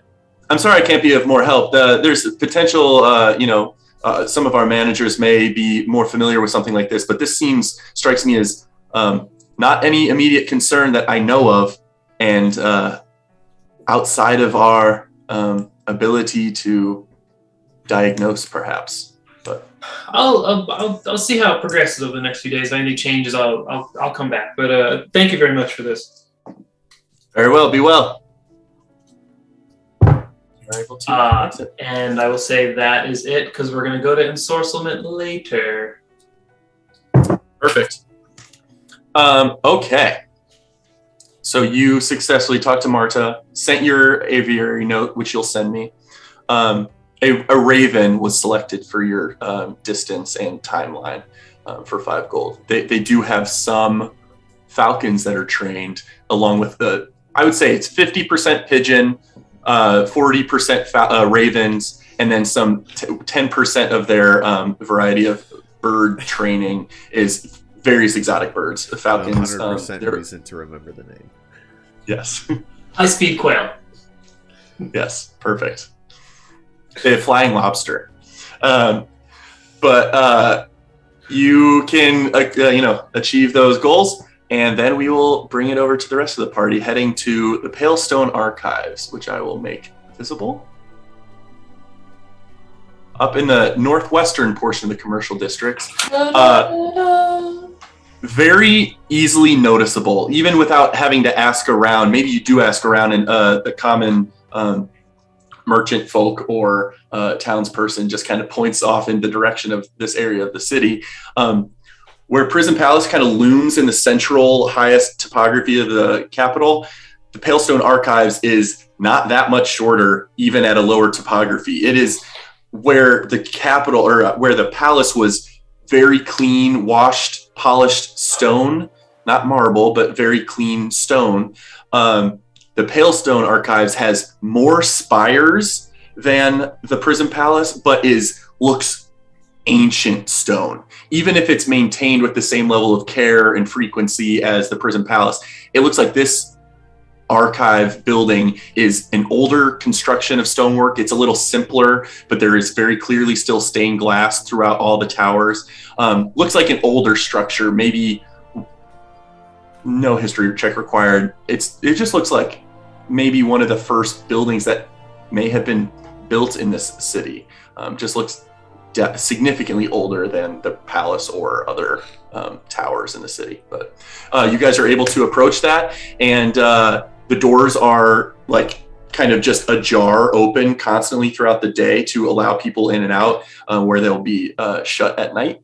But as you guys enter, it is fairly function over form stone construction. There are wooden balconies and wooden tables spread out in your immediate vicinity as if you just walked into a massive mess hall where various scholars and mages and just general intellectuals are kind of posted up with books surrounding them.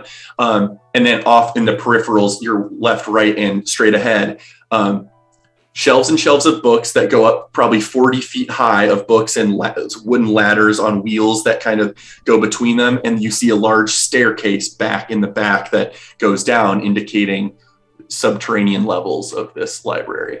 But massive structure, probably even in just a moment of walking in there, it's sparsely populated, but there's still like probably 50 people in view right now. Massive structure, and could probably handle hundreds and hundreds and hundreds of people in this facility.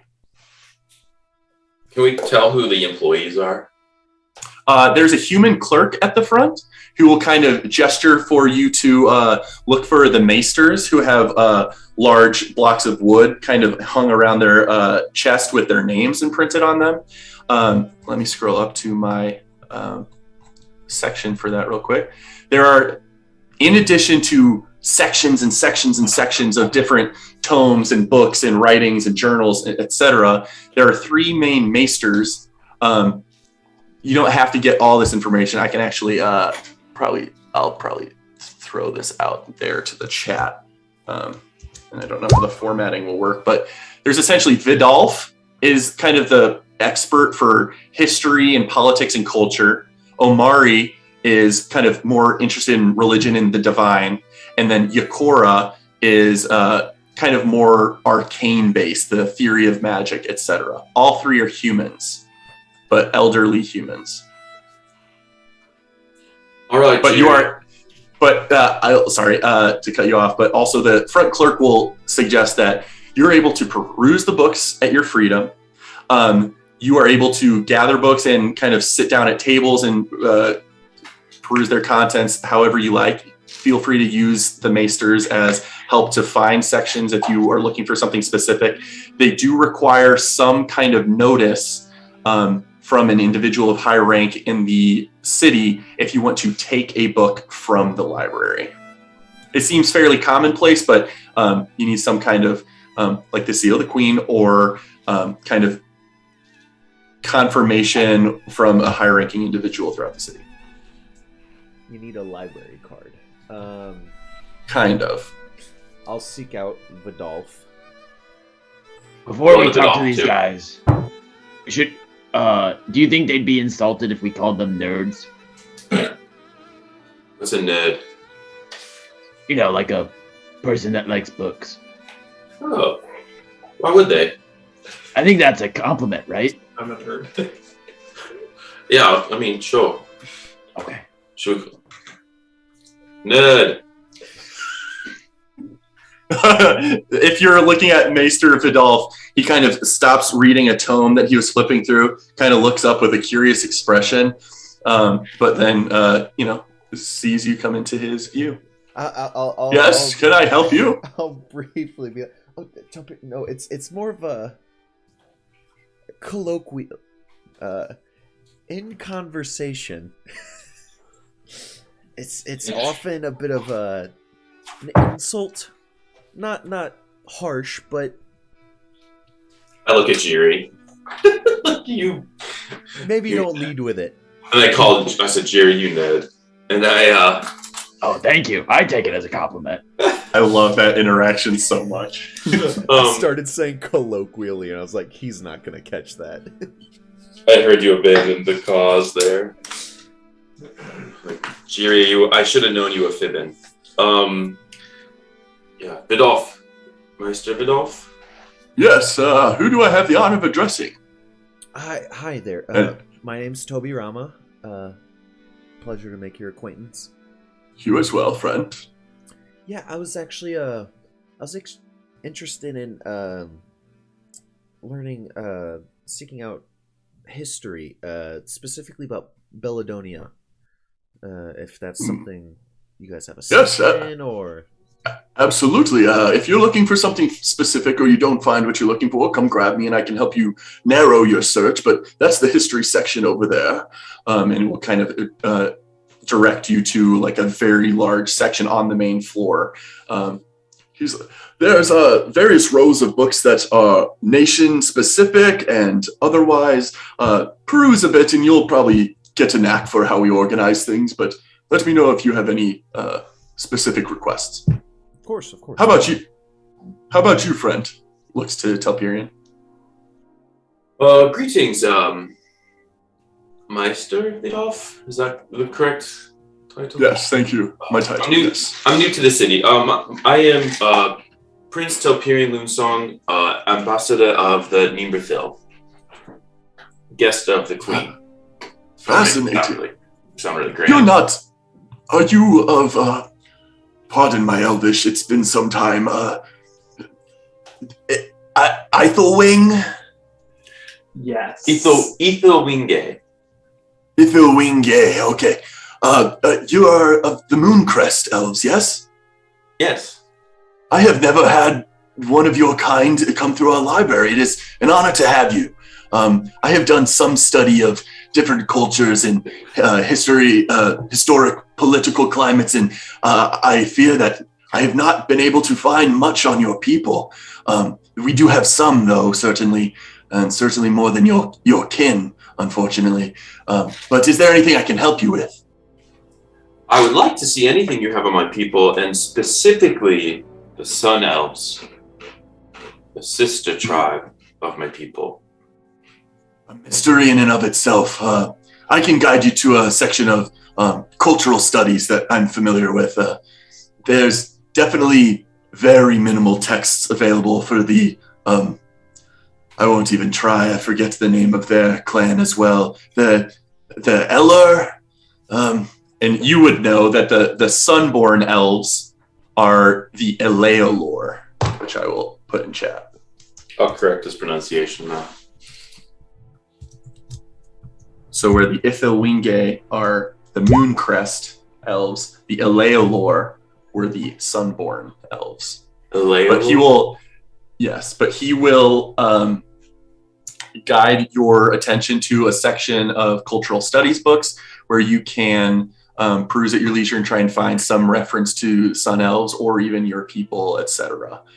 He seems familiar with the idea. You're getting very clearly the vibe that even someone very studied in cultures and history seems to have a lack of knowledge of what the status of Sunborn Elven peoples and societies are right now.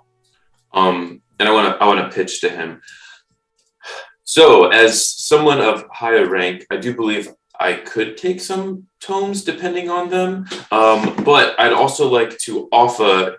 I don't know what collection you have, what information you have here, but you do have an Nimberthil elf at your disposal. I would like to peruse these, but if you want to familiarize yourself with what you have and any questions I could answer for you, maybe that would be a fair exchange of information. Of course. Maybe if you get a head start over in cultural studies, I'll find my way over there and we can chat some more. I give him a thumbs up. Have I picked thumbs up from any of you? Maybe. Oh no, I give him nucks. That's what I get. Yeah, I try to give him nucks. I say nucks. He very elderly boomer, like doesn't know what you're doing and shakes your fist. Excellent. How about you, friend? Turning to Jiri. Yeah, sorry, we called you a nerd. This is quite all right. Yeah, it's a compliment where I'm from. Believe it or not, it's cool to have a big brain. But anyways, I'm looking wonderful. I'm looking for the science section. I need to learn all about, I'm looking for the electricity section. I need to learn everything about it. Fantastic. Well, I can. Are you interested in more arcane or mechanical implementation? No, magic electricity doesn't work. I need real electricity. Okay, well, I do believe there are some tomes in construction and engineering of their applications more reliable than typical arcane magics that are able to be stored in devices and replicate the effect of storms and the like. I can guide you to that section, certainly. Thank you. And we'll point you in the direction of construction and engineering.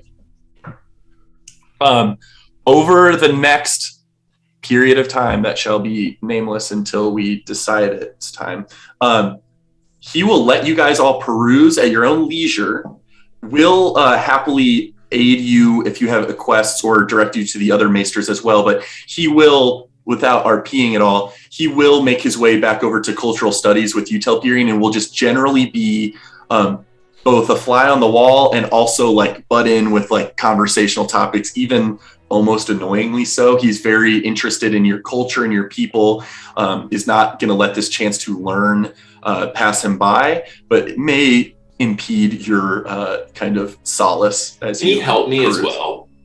Yes, he absolutely can aid your attempt to find books, essentially. So, those that are looking for particular information in this library, please make an investigation check. Oh, I was And Telperion has advantage. You guys could also, Toby, Ram, or Jiri, you can pursue other maesters that are knowledgeable if you want advantage as well. No, I'm staying pretty solitary. I am trying to learn why the sunburst wings are the iconography of Aurorus in Bellidonia, as I have been told. Okay, got it. Go ahead and make your investigation check. Jiri made his, and I can't wait Plus to get to that. 0. Okay. Above 10's not bad. Telperion with advantage. Yeah, it was 18. It's 18. Very nice. Uh, We're gonna get to Jiri. We're gonna get to Jiri's last because his check is very unique in a way.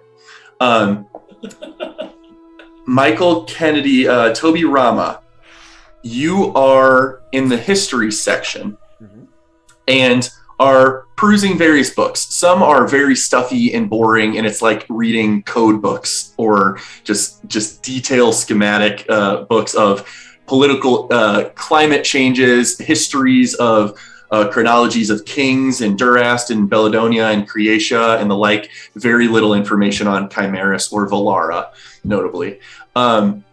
You are able to even with a surface level above 10 check, you're able to find information on some basic theories of the first 4 eras. You guys are currently in year 1668 of the 5th era.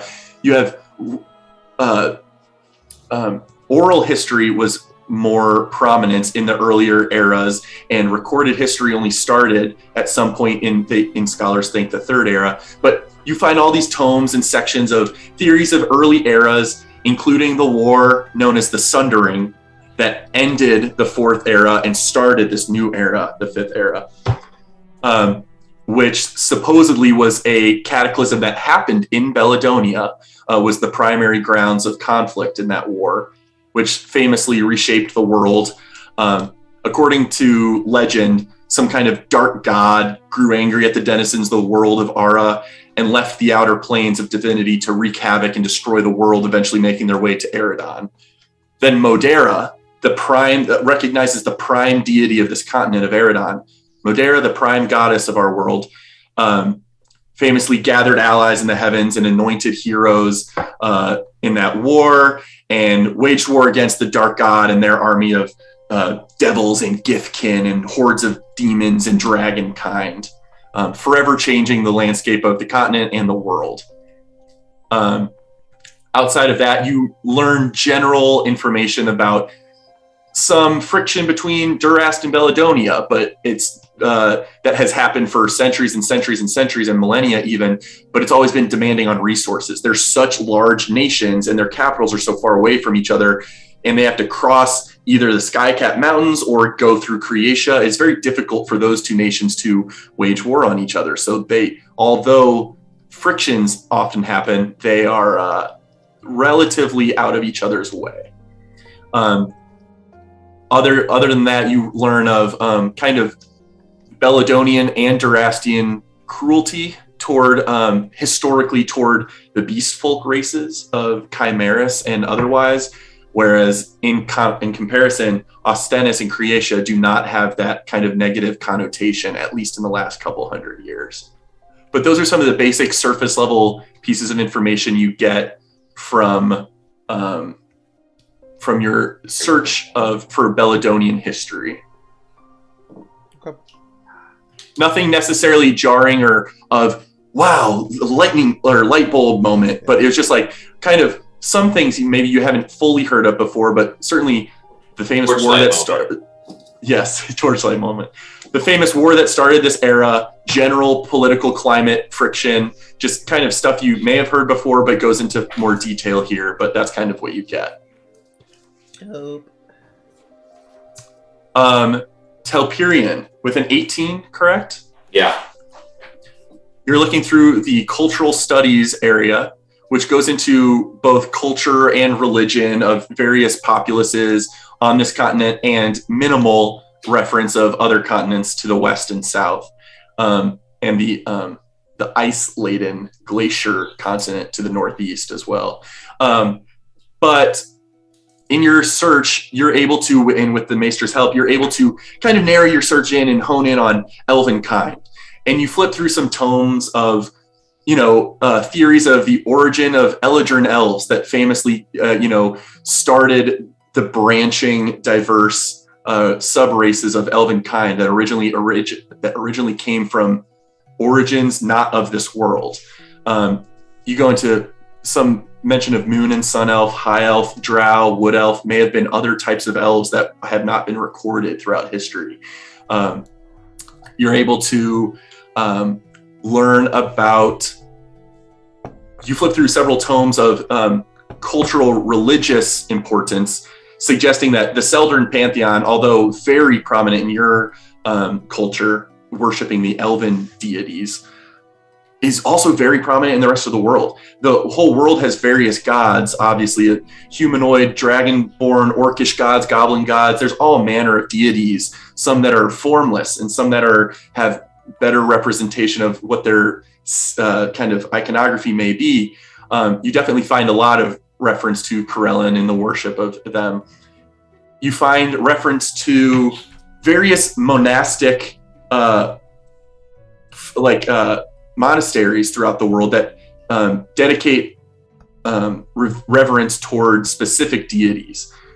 Notably, and this kind of catches your eye as you have heard it before from the Queen's lips, but Lux Monastery, just southward out of the southern gates of Croatia, General Elise's younger brother, Delta, runs Lux Monastery, which uniquely focuses on reverence to a wide variety of deities rather than honing and focus on one.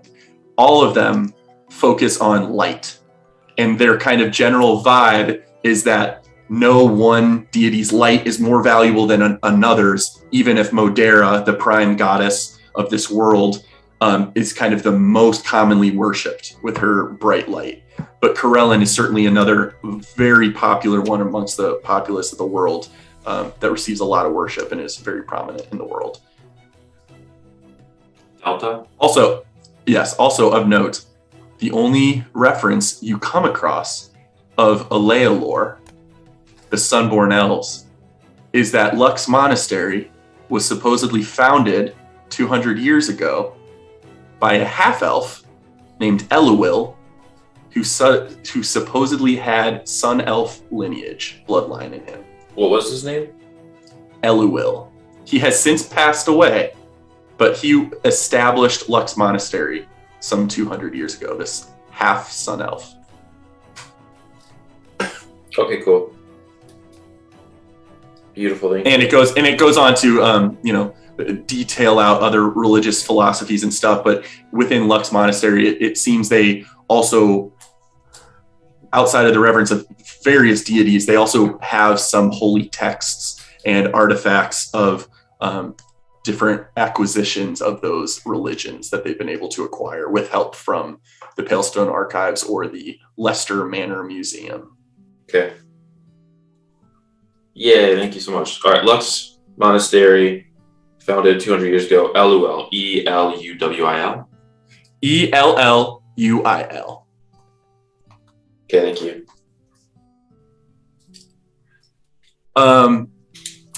Then Jiri. This is going to be a bit of a thing.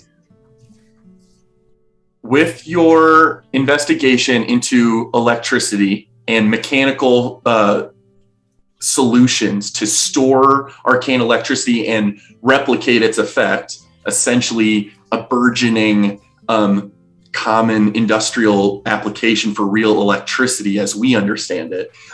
Those theories are in place, but magical electricity is just commonplace enough that mechanical electricity hasn't proven its value per se, but has been to minimal levels accomplished. But as you're flipping through those, you can flavor for us that Jiri gets bored or otherwise, but suddenly you're not finding anything that sparks your interest, and you start moving over to other sections, and then the kind of basement of this area is really well lit, and these large stone staircases go down. And so maybe you find yourself kind of heading downward to the lower level of this enormous library. As you start to peruse those books, a woman comes up to you, seemingly some kind of clerk or something, and says, Can I help you with anything, sir? Are you down here for a specific reason? Not many scholars come down this way, honestly. I'm looking for more books about real lightning, electricity, but the ones upstairs were a little bit too long and complex. A bit stuffy for my taste. That's why I find myself down here. It's a bit more exciting content, in my opinion. This is my specialty is fiction, but I can help you escort you to anything you like. You're looking for if you don't mind, what is your name, friend? Oh, I'm Jajiri. Jinjinasi and Jarl Jolin. Nice to meet you. And what's your name? Her eyes squint. My name is Adora. I'm sorry, are you a fan of VR Salin's famous trilogy then? Who now what? I don't know. Wait. Well, you said your name's Jajiri, correct? Are you dressing up? Is this I forget how they say it, costume play? Costume play. I was at one point. Not anymore. But I did travel with a group of troopers known as the Blue Feathers. So yes, I am quite an actor. Staying in character then. Well, if you did you know VR Salin's actually a Triton woman? Not many people know that. Please, this way. I'm sure you've read at least the first book, but we have many copies of the Storm Surge Chronicles with variant cover arts as well. As you know, and as she leads you to a section of the library, there's a fiction section with multiple tomes of stories and novels, and she pulls one out, and it is a beautifully adorned and painted, thick, 500 pages or so, serious novel. Yes, as you can see, this is one of the variant cover arts as well. As you already know, the tale tells of the epic hero, the half man, half djinn, Jajiri, the Tempest Prince, Jarl of Jarland, heir to the Orin throne, famously bested by his half-brother Jakar, the raging cyclone. Jiri was sealed into a bottle and tossed into another plane. As Jakar ravaged his homeland, killed his parents, and took the throne for himself. The trilogy, as you well know, follows Jiri as he's released by an unsuspecting traveler in our own prime material plane, and the two become fast friends, making their way through great challenges and trials, working together to get Jajiri back to his home, to overthrow his brother's rule and take back his kingdom. Yes, I'm so excited to meet a fan. Oh. Hold on a second. Oh, dang. They wrote that minstrel I sent on a mission to tell our tale. He must have worked really quickly to write a whole trilogy. Perhaps. Well, I admit I'm a bit confused, but I do appreciate the commitment to character. I'm so pleased to meet a fan and such a method performer as yourself, no less. In my opinion, and I don't mean to criticize, I believe your hair is a bit off. In my head, I always pictured him adorned in much less clothing. But you clearly put a lot of work into your rendition of the Tempest Prince. It is quite impressive. Oh, I see. No, this is where you're confused. I'm the real Jajiri. Like, the story was written about me. Like, I'm the real one. Yeah. Make a persuasion check with advantage. Can it be disadvantaged? It cannot be disadvantaged for a reason. It absolutely is advantage. Love that no one else is there. Correct. 21 is really freaking good. Wait. I thought. How long ago? Is this suggesting that this isn't fiction but is based on a true story? Yeah. They must have taken some creative liberties, I suppose, with the artwork and the description of the Tempest Prince. But you're saying you are the Tempest Prince? Well, I've never called myself the Tempest Prince, but yeah, it sounds like that's me. Yeah. See, I've been telling my tale to a lot of bards and minstrels on the road. I'm sure one of them wrote it down and made a very successful, I guess, a trilogy. I would have imagined 7 books, but a trilogy works as well. I think, as I understand it, VR Salin is working on additional books, but so far we only have The Monarch's Path, Song of Brilliance, and Stormbender. Oh, wait a minute. I should probably read these to see how accurate they are. Can I borrow a copy? Absolutely. Peruse the shelf at your leisure. I hope you are entertained. If these are written about you and you have not read them yourselves, I hope the author did you well. As you know, and she'll pull off the first book in the trilogy of the Storm Surge Chronicles, which is The Monarch's Path, which is all, and she'll kind of read you back through the very back page of the kind of the blurb about what that book is. But it's all about how Jiri has to learn about humans and the prime material plane, learn from the denizens of this world, charging his sword with the memories and the fragments of energy his father left behind. And then she'll pull out the second novel in the trilogy, or the trilogy so far, Song of Brilliance, which is all about how the hero's journey to the south, where the winds ravage the land so that he can grow and learn and improve. It's training to overcome his fear. And then finally, she pulls the third book, Stormbender, and it's all about how Jiri finds the largest storm in the land and travels through it into the Orin Plains, the plane of elemental air, almost dying in the process, but finds a rift in the sky and starts his assault on the Orin fortress with allies at side in an epic showdown against his brother.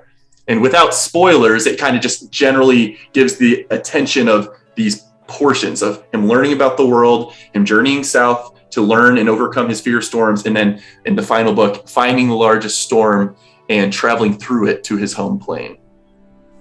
And she is fangirling out that she has been convinced you are potentially the source material for this story. Does she ask him to sign the books?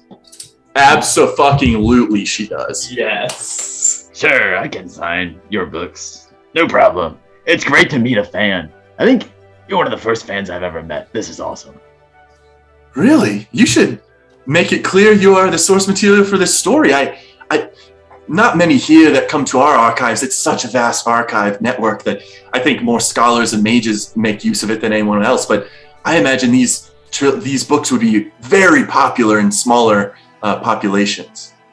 Oh, well, I'll bring them with me if I can have a copy of each one. Really, we don't allow many books. She kind of looks around. But for you, I suppose if you would like to pick one of them, I could allow you to walk out of here with it without the confirmation of a high-ranking individual, I would ask that you return it in at least a week's time, if possible. But for you, and thank you for signing these books, I could let you pick one tome and take it with you.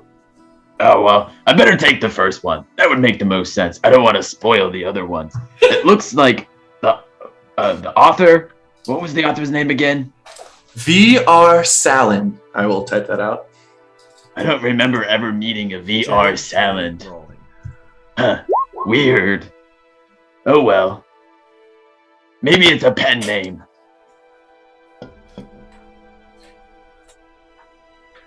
Also, not that I did this intentionally. Yes, I did.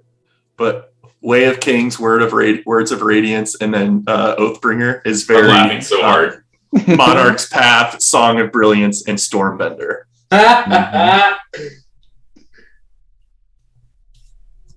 All right. I'm going to take the first one. Thank you so much. I appreciate it. Absolutely. She marvels at you as you take it and make your way back up the stairs. And as soon as she loses, kind of sees you get away, she just takes the book off the shelf and is holding it so close to her face, touching it gently, the place where you signed it. She is so excited to have met you. Cool. Fan for life. It's not. It would have been way less. It would have been way less cool. But I imagine for a moment, as soon as she realized it wasn't fiction, that she just stopped caring about it altogether. Oh, boring, a biography. Yeah.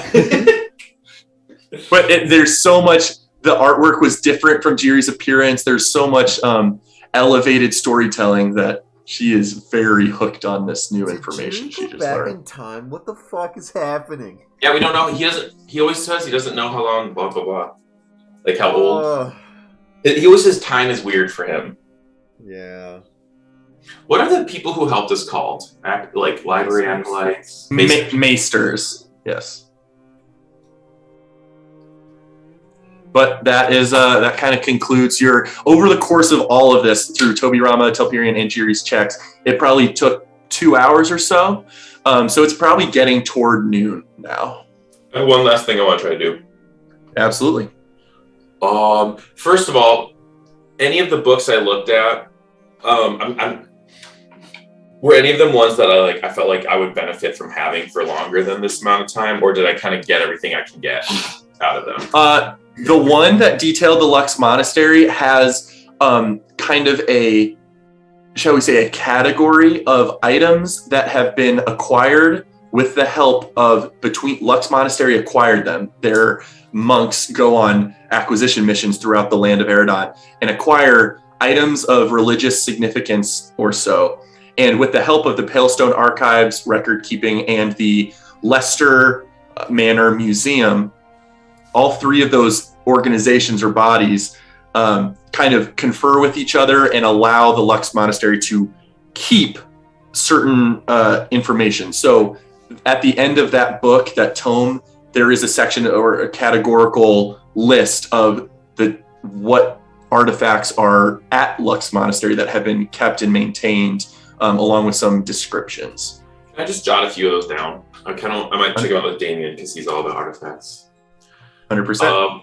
And then the last thing I'd like to do is I'd like to just conclude this, thank the Maester, and then I just want to browse and look at the alchemy section and just look at if there's anything it talks about herb, healing with herbs, that kind of thing.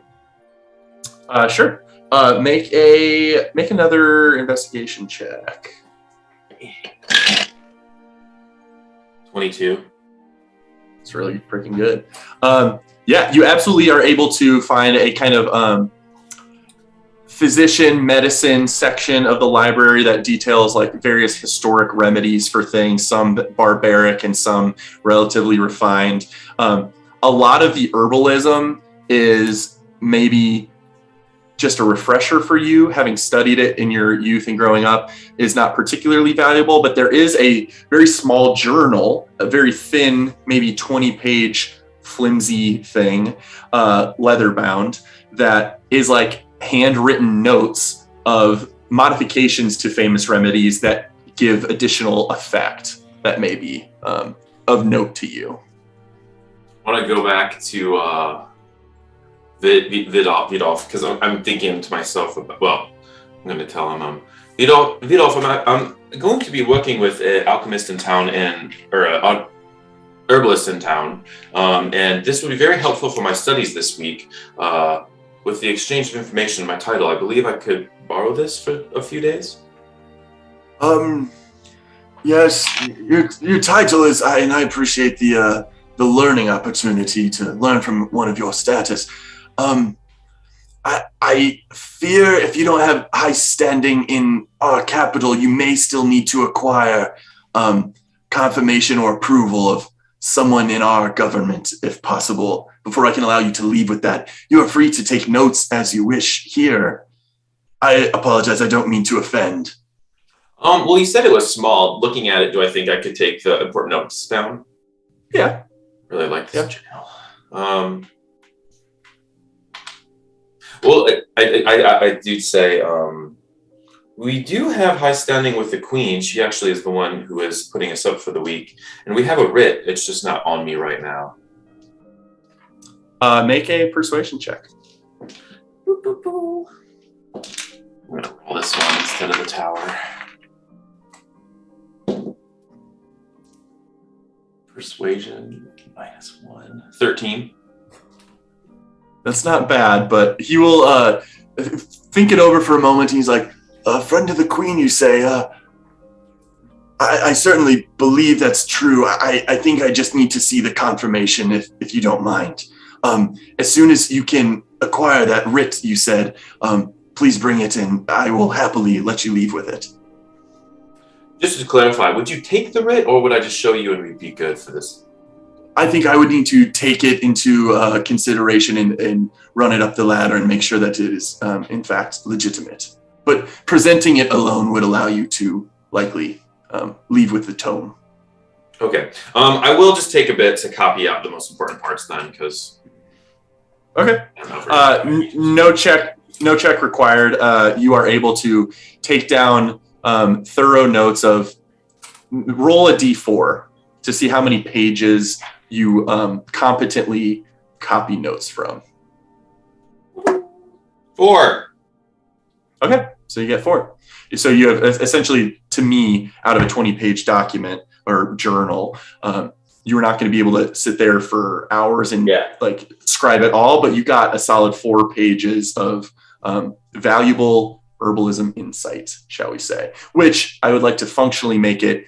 You have 4 uses of that to give yourself advantage on future herbalism creation or identification checks, shall we say. Wonderful.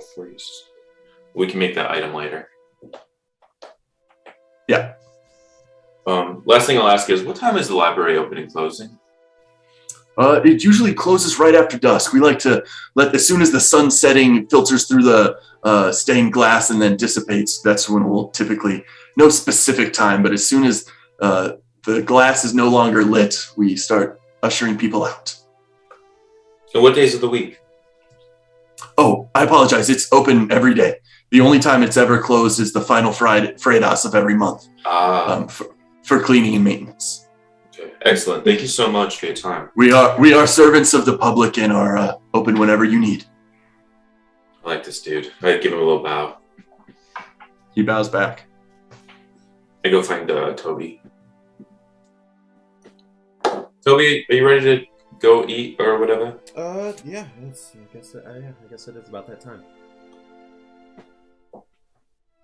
Jerry. All right, Jerry eventually finds you guys, and he's and you were under the table given permission to take that book with you if you so choose to stash it or bring it, etc. Oh, okay. Well, I don't know if you know that. So he's gonna come up reading it towards you guys, and he's gonna say, Man, this book got it all wrong. Huh.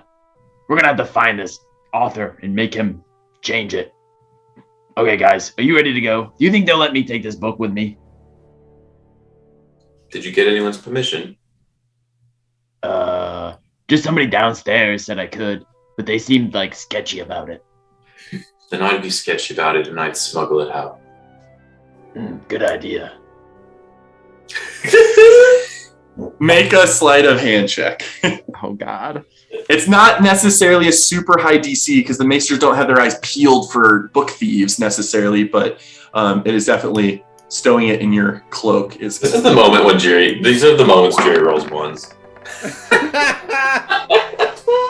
So unfortunately, with the low roll, a maester does, out of the corner of his eye, catch a individual in a yellow cloak, kind of make a gesture and place it. Oh, pardon me, friend. If you don't have approval from a high-ranking officer in the city, I must ask you to keep that here. You are free to peruse its contents at your leisure, but we ask you not to take it out of the archives unless with approval. Oh, well, I did a favor for somebody downstairs, and they said I could borrow it for a week. Make a, I guess it's a persuasion check. Just normal.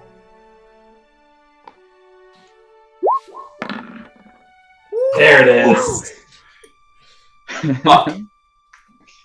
Oh, you must have talked to Theo then, I suppose. I've never understood the last, but if she gave you permission, I suppose that's high-ranking enough for me. I'll speak with her on it, but very well then. You may take it with you. Thanks. Yeah, I'm the source material for this book, so it would, I think it'll be fine. I'll bring it back. It doesn't seem like it's a very good book. I assume that's true. I've never been one for fiction in my day, but... Okay, thanks. Bye. As you were. All right, guys. I'm ready to go when you are. Cheer, you said you're the source material for this book? Oh, yeah. Here. And I'm gonna hand it over to Toby. Beautifully painted. Sure. Yeah, a beautifully painted cover art displaying a barely clothed with just like a simple dark blue tunic, or really a kind of like a pirate coat robe flowing behind him, very chiseled, with long flowing white hair behind him, a Genasi man standing in front of a storm in a heroic pose. The book is titled A Monarch's Path.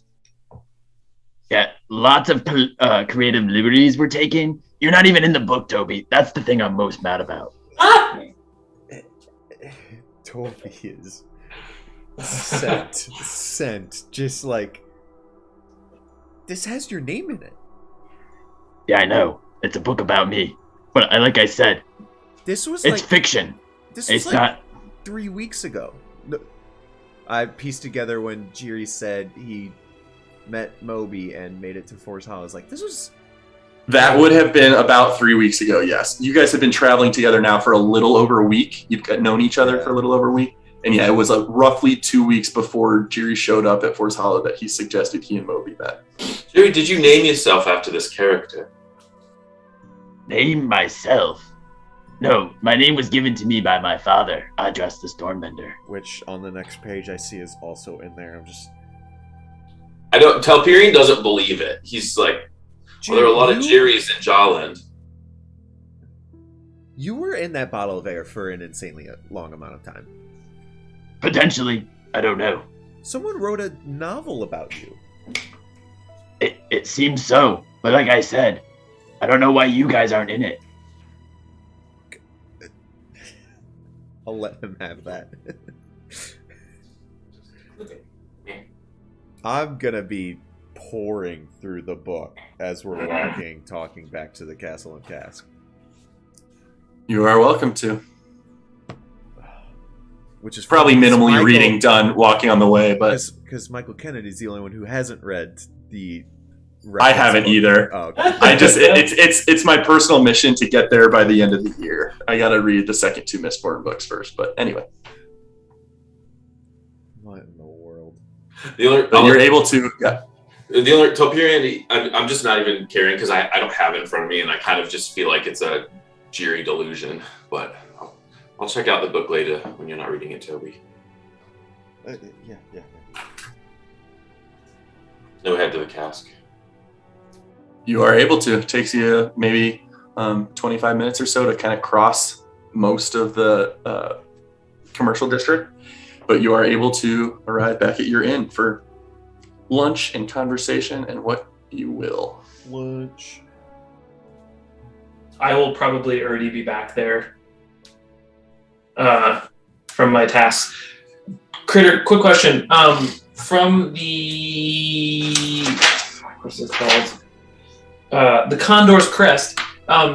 Sending return letters, is that a thing that works? Like, depends on the locale. Storm's Edge did not have an aviary or pigeon post, but if they send it to cities that do, they will offer the option for the sender to request a response back. So that may complicate, the money transaction of it all, but sending something to Storm's Edge, you're likely not going to get a response. Okay, so the Raven doesn't just like hang out there with this like, okay, never mind. Then Correct. I will just send the letter one way, and I'll include in there, I'll never mind. I'll tell them, send it back to Austenis if you're sending me a letter. Perfect. You can do that. I definitely do want some version after the session, description of what you sent via Raven and what you would have sent via courier previously. I will include that in the email I send you.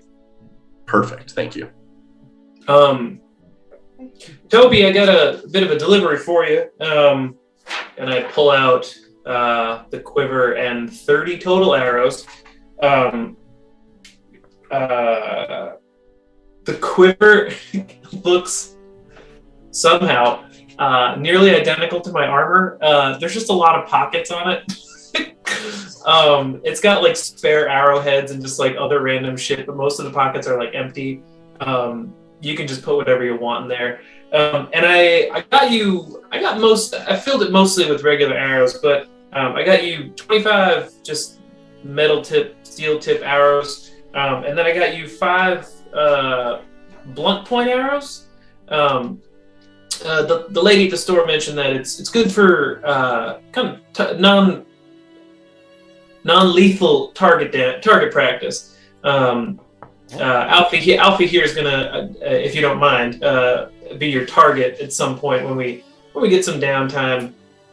Just got to get him working on his mobility. So if you don't mind, hold on to those. Yeah, of course. Hey, Jerry's in a book, and I'll place it in front. And You get like this beautiful like cargo pants version of a quiver, and you just like take it from but it's beautiful, and you're like, thanks. But yeah.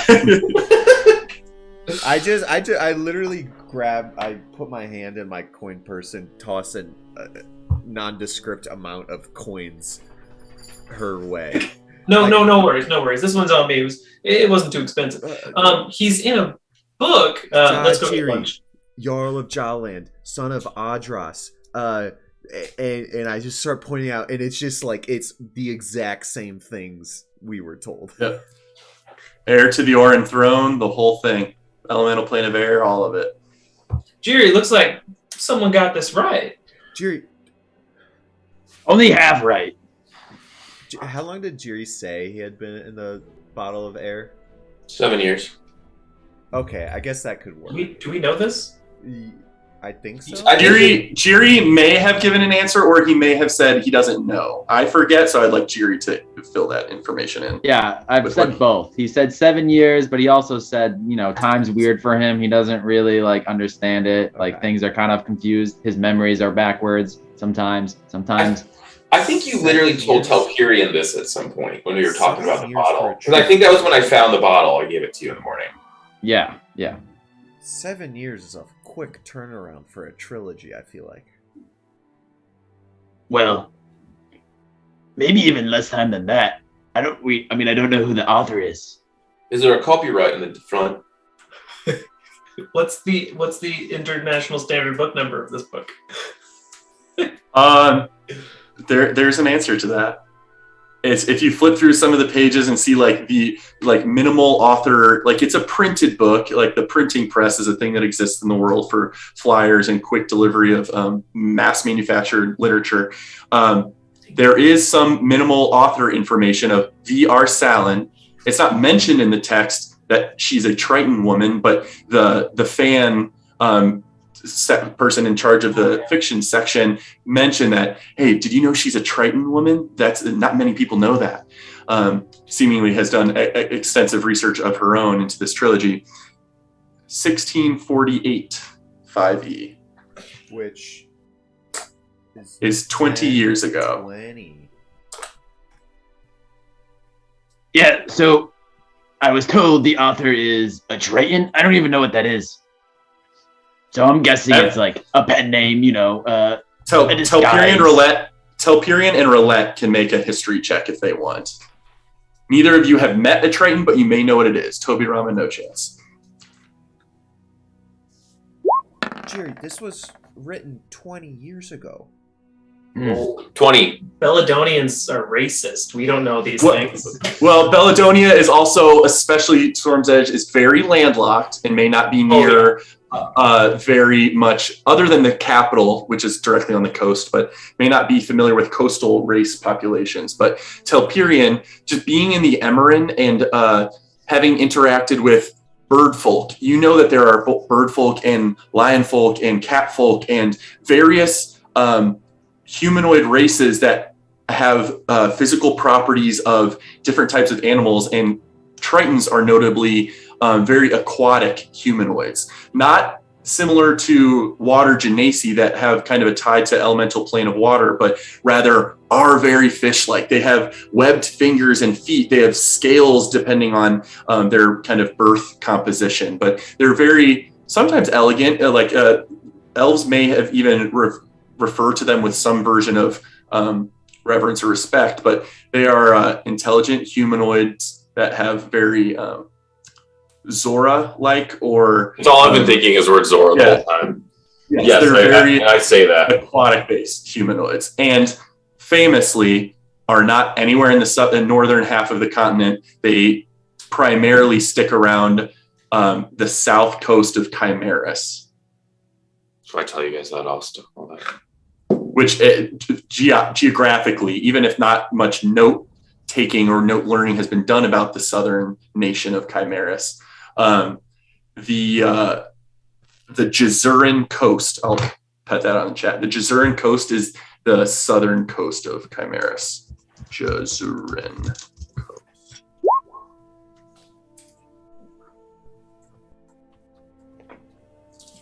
Cool. Which is just kind of popularly, that's probably where Tritons live.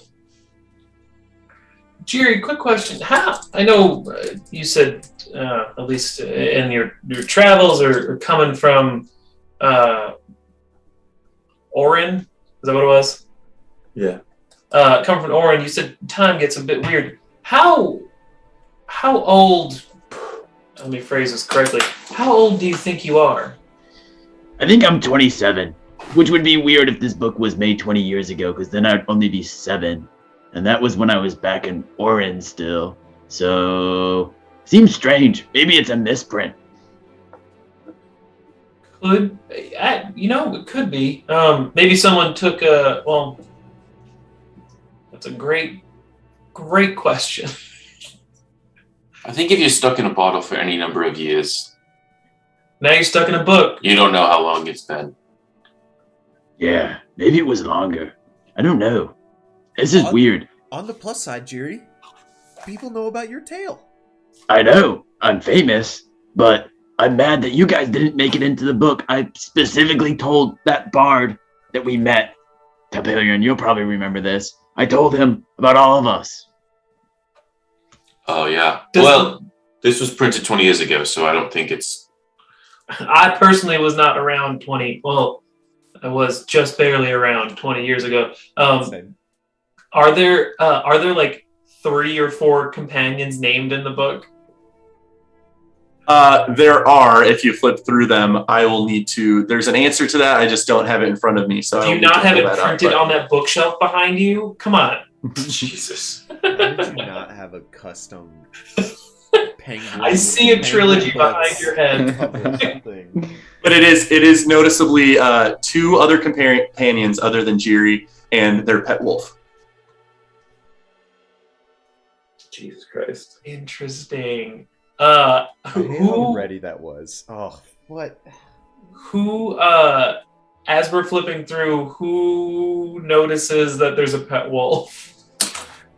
I do, because I've literally been helping him research wolves. Or been trying to. Yeah, but Toby Rama was also reading it first. Oh, there you go. Both Toby Rama and Telperion can kind of be like, whoa, they had a pet wolf. So you guys can together learn that info. Mostly, we shouldn't tell Jerry. I got nothing. Jerry, do you remember all these things happening? Some of them. Because you told us that you never had friends before. Yeah, it feels that way, which is weird, you know? Like, I know I had friends at one point. Like, these characters, these names seem familiar, but I don't remember much about them. Like, I can't even imagine what their voices are like, but I can imagine what your guys' voices are like. Is there and I don't mean to foretell your future, but is there a part in the book where they foil a plot at Cardigan Post and make their way to Austenis and Croatia? That sounds Probably like it need should to- be in the book. Probably need to read future chapters to see what adventures and trials and tribulations this party goes through. DM, is that your way of saying that someone needs to like focus on that later to read through? Yes. Okay. Yes. Jerry, I mean, it's up to you. This is it feels like we're reading your diary at this point. I'd say either you or Toby, because he seems most excited about holding this book, should maybe, I don't know, take a look at it, what's written in there so far, maybe do a bit of comparison. It sounds like you want to track down this author, and it might be worth it, I guess, comparing side by side what she thought was the adventure versus the adventure you're going on now. Yeah, that sounds like a good plan. And then that way we can make sure that you guys get into the books. I would absolutely love to have the Tinkerton name in print somewhere. Okay. We'll have to say that for later. I don't even know where she lives, so next time we see a Triton, we'll have to ask. Probably in the south. Next time we're in the south, we'll have to ask. Lunch at Castle and Cask. And then, Jiri, I know you mentioned this, but I definitely want to head back to Ensorcelment just to pop in and say hi, Mr. Lavore. There is one item I did want to pick up for Alfie or myself or any one of us. Just don't forget. We'll if we get the vials, we'll be getting discounts on items. So this is one of the cheaper things. Okay. So we could use that punch card discount that Jerry started on something more expensive. Well, why don't we zoom through lunch and teleport right to Ensorcement? You scarf down some biscuits, crackers, meats, cheeses, etc. Whatever the Castle and Cast provides free of charge for their patrons. And you I guys are forgot able it's to- free. Yes. Yes, it is free at the Castle and Cask Inn specifically. One of the more upscale dineries and tavern inn combinations in the city. Nice.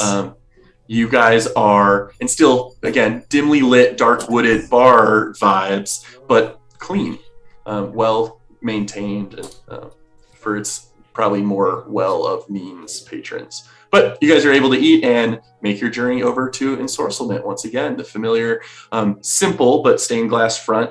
And as you open the door and the bell rings, you see all the oddities and knickknacks and other arcane enchanted items. Gene, hello. Yes, one moment. I'll be with you in a moment. He calls from the back of the store, and as he comes out of the back, kind of storehouse room in the back, he's like, "Oh, Telperion, it was right.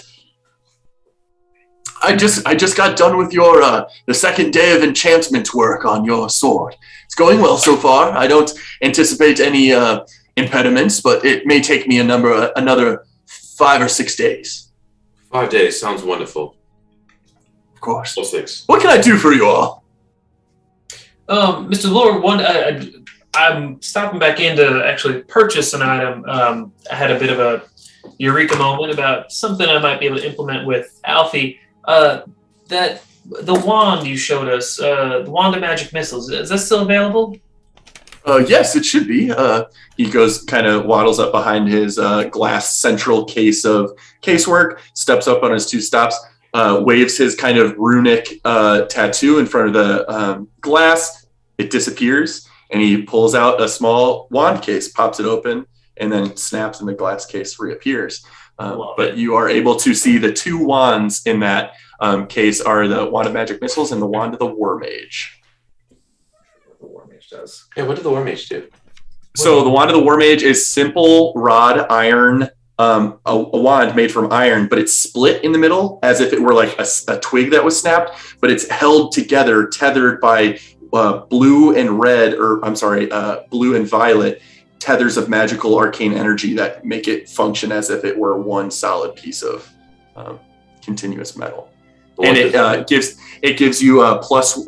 This one is specifically uncommon. There's varieties of rarity of this type of wand.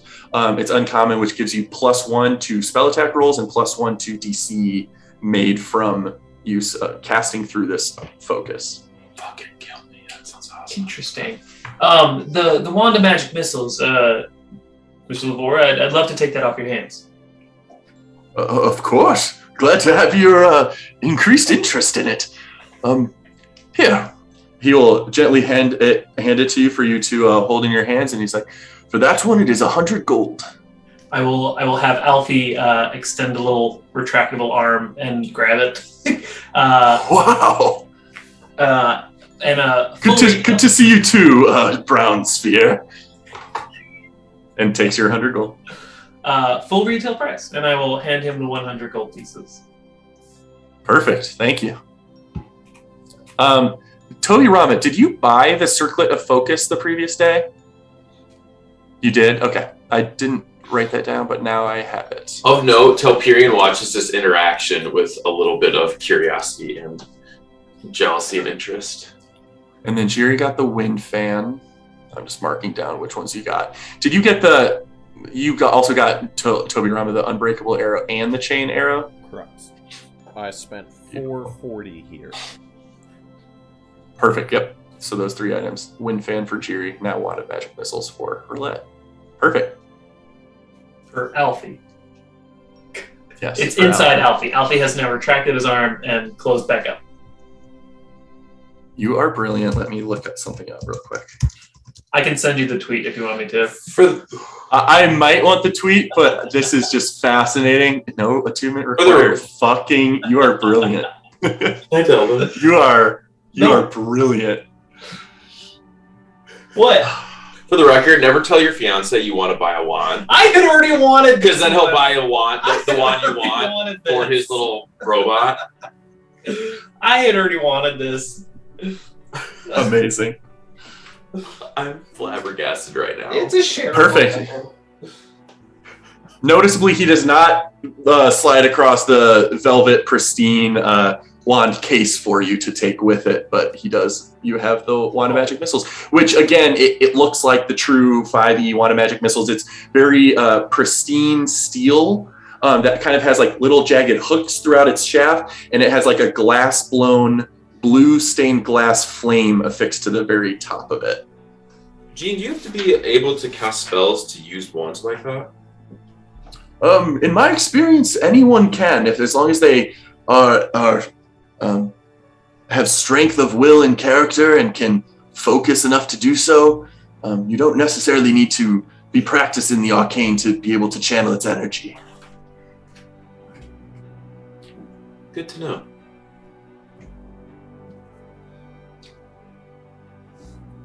Although to use it as a focus for your otherwise arcane abilities, you would need to be a caster of some sort, but...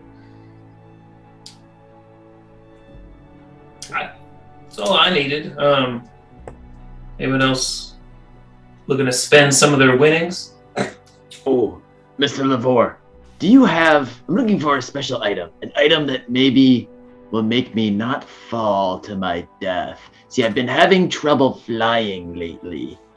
And in case that happens again, because I'm definitely going to be jumping off of things trying to fly, I'd rather not. land on the ground rather hard. A fascinating effect. I think I can see what other rings we have in the store. Give me a moment. He will go over to another glasswork case. Toby Rama the previous day had kind of cast detect magic in the area, was blinded with the effects of all the enchantments in the store, but noticed that the main ring and jewelry case was bereft of enchantment. I don't know if that's the right word. But there were no enchanted rings. There was a lot of rings like to be enchanted or jewelry to buy to have commissioned to have a certain effect, which he assures you he can do that if you would like. Just in general for your party, if you guys have intended effects, he may be able to achieve that through enchantment process after his commission of the Greatsword. He does have a ring of Featherfall. It is a small iron band of it looks like a feather that has been coiled in on itself that would easily slide onto the diameter of a finger. Very ornately carved and engraved with feather texture, indicating its different spines. But this we do have. No one has bought it and has shown too much interest in it in some time. It is 2,400 gold pieces for this item. Damn. Oh boy, I don't think we have enough for that. We'll have to come back for it later. It is a relatively powerful and potent enchantment. I can certainly see its value, and I'm not surprised you're interested in something like that. But yes, come back if you're able to acquire some more funds, or certainly if you guys are able to help me with that task I put you on for recovering those vials, I could knock the price down somewhat. Well, I better really hope I can fly in the future before we get that, because I will still be jumping off of things. A look of worry comes across his face. It's just, yes, me too. We'll catch him. I do have one last question before we go, Gene. Looking at all these rings, last night I saw a ring that was so interesting. But I don't know exactly what it did, because of course I wouldn't know that. But it was a ring, I think, that made the wearer faster. Fascinating. I've sold things like that before. We certainly. He gestures with his hands and traces a sigil and mutters an arcane phrase, and then his form starts to buzz, and he starts to hop back and forth, and then he snaps his fingers and he rests. That spell was a spell I call haste, which allows your form to move with expediency. It makes it harder for people to attack you or injure you. And it also allows you to do more things in the same duration of time than otherwise available. I have sold rings of haste to travelers that have been able to purchase them. I don't have any on hand right now. I could enchant something for you, although that would be a relatively expensive ordeal, I'm afraid. I do have my case of potions that I showed you the other day. We do have one potion of speed, which will give you the desired effect. It's 300 gold, though.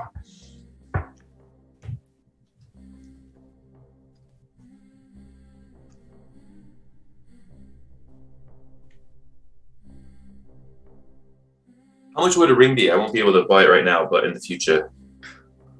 Let me take a moment to evaluate that. And you can, if you want to tell me later.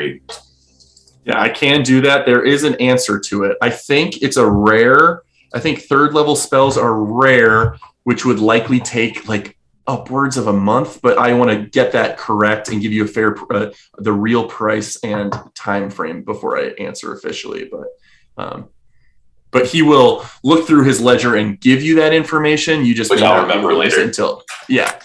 Perfect. Well, that definitely would be something I'd be interested in. So maybe in the future. Wonderful. You're becoming a valued customer very quickly. All right. I think we should be on our way. Speaking of those vials, I think that might be our next stop. We found a bit of Wonderful. A need in the southern residential district. So that's where we're headed to, I think. That sounds amazing. Please keep me posted as things evolve. I'm realizing I'm using about 3 octaves too low for Jean Lavor's voice used to be like this yesterday. Mr. Lavore, we had a rough night too. It's I get that a bit of ale hurts the vocal cords. Yes, I spent all day at shenanigans last night. Must give me a bit of a hoarse throat, I suppose. I'm not myself today. I feel like that's when Delphirion says, "What's a horse throat?" What's a horse throat? Like a pony neck? It's a pony neck here? just an irritation in the vocal cords, I think. Vocal cords, yes. But anyway, if I can't be of any additional assistance to you, please keep me posted with how that search goes. See you later, nerd. Goodbye, Ned.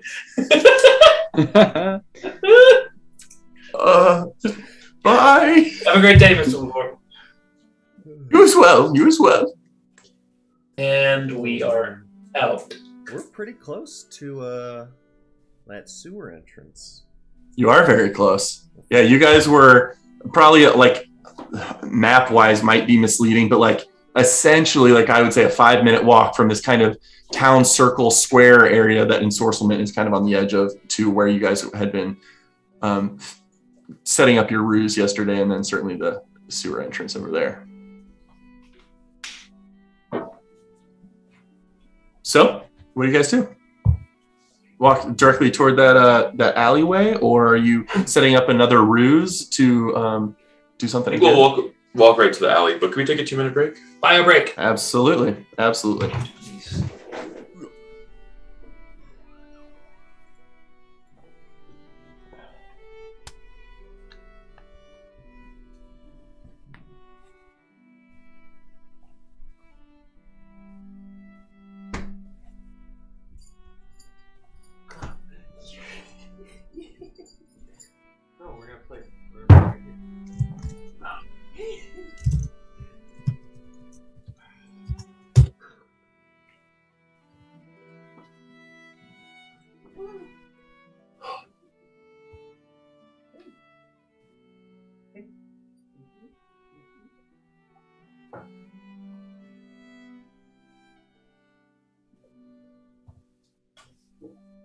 Thank you.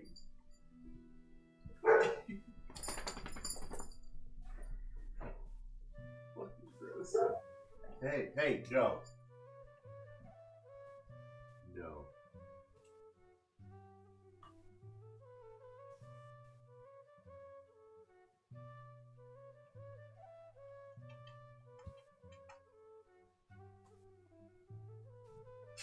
Meow. What up?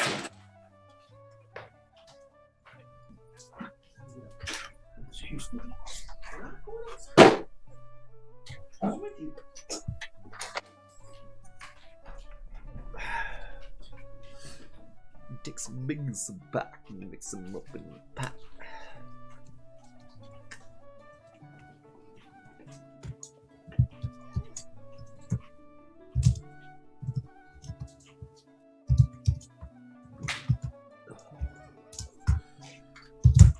Chris, did Tim know that book was gonna be a thing? I will not give any information. I am a robot. My name is Alfie. Actually, when we first discussed Tim's character, Air 404 physics background, Con, say it, please, DM. I barf and it smells like burning ozone. Stop it! Burning ozone, storms in Auron. It all comes together.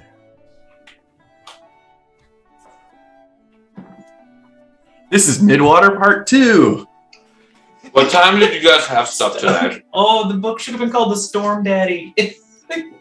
Oh my god. The Storm Father. I was like, Stormlight Archives, Storm Surge Chronicles. That sounds good. And I'm like, Way of Kings, A Monarch's Path, Words of Radiance, Songs of Brilliance, and then Oathbringer, Stormbender. It was so funny. I realized I caught it as you were saying. Love it. What did you have today? You wanted to be done by a certain time? I thought I did. I don't necessarily anymore. Ryan is coming from Nebraska. He's going to be here at like 4:00. I think previously I had thought he was going to be here at like 2 or 3. So I was trying to like get this done before I needed to pay attention to he and Elizabeth, but we're good now. So he's not getting here till 4. So I have no urgency to wrap this up specifically. We can end it at 2 as planned, or shorter or longer, depending on you guys' We don't have urgency. vibe. So. What about you guys?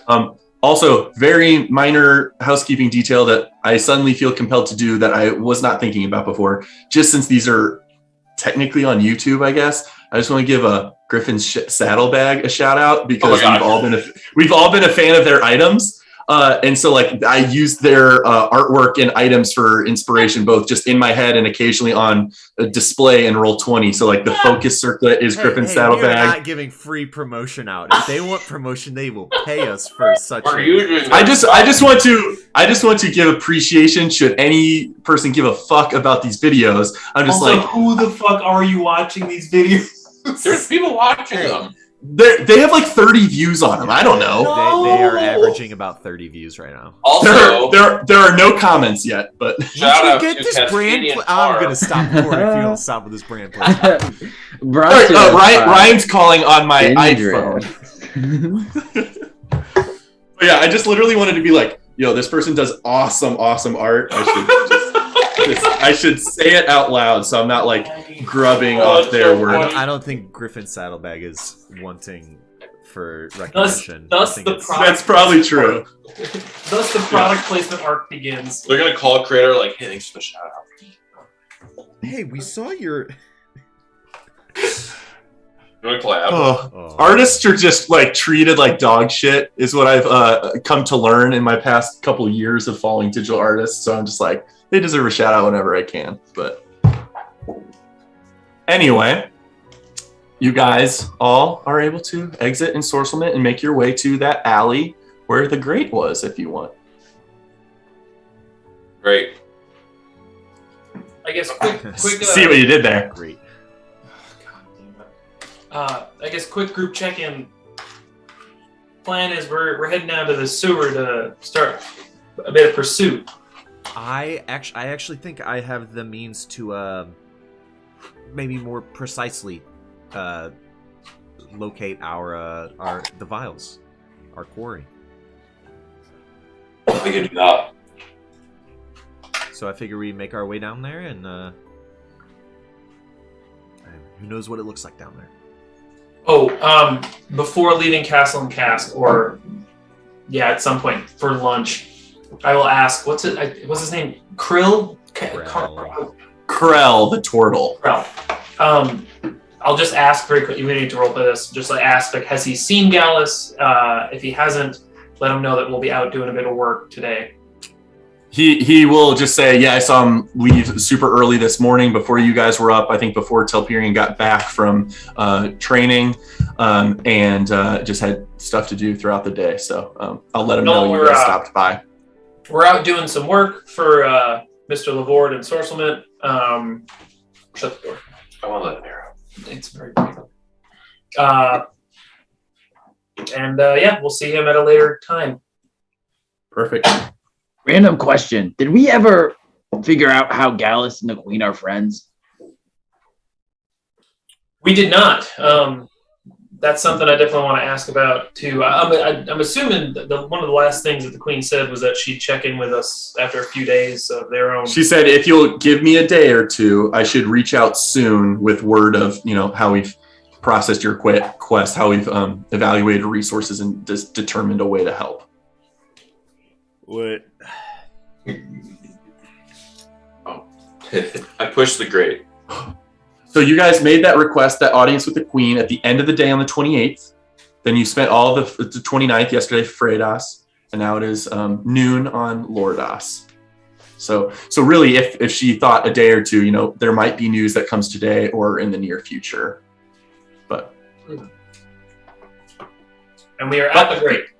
You're at the grate, staring down at the one, and even with a kind of a slight bit of pressure from a foot press, you can see it kind of go down and then snap back up as soon as you pull off pressure. Oh, jeez.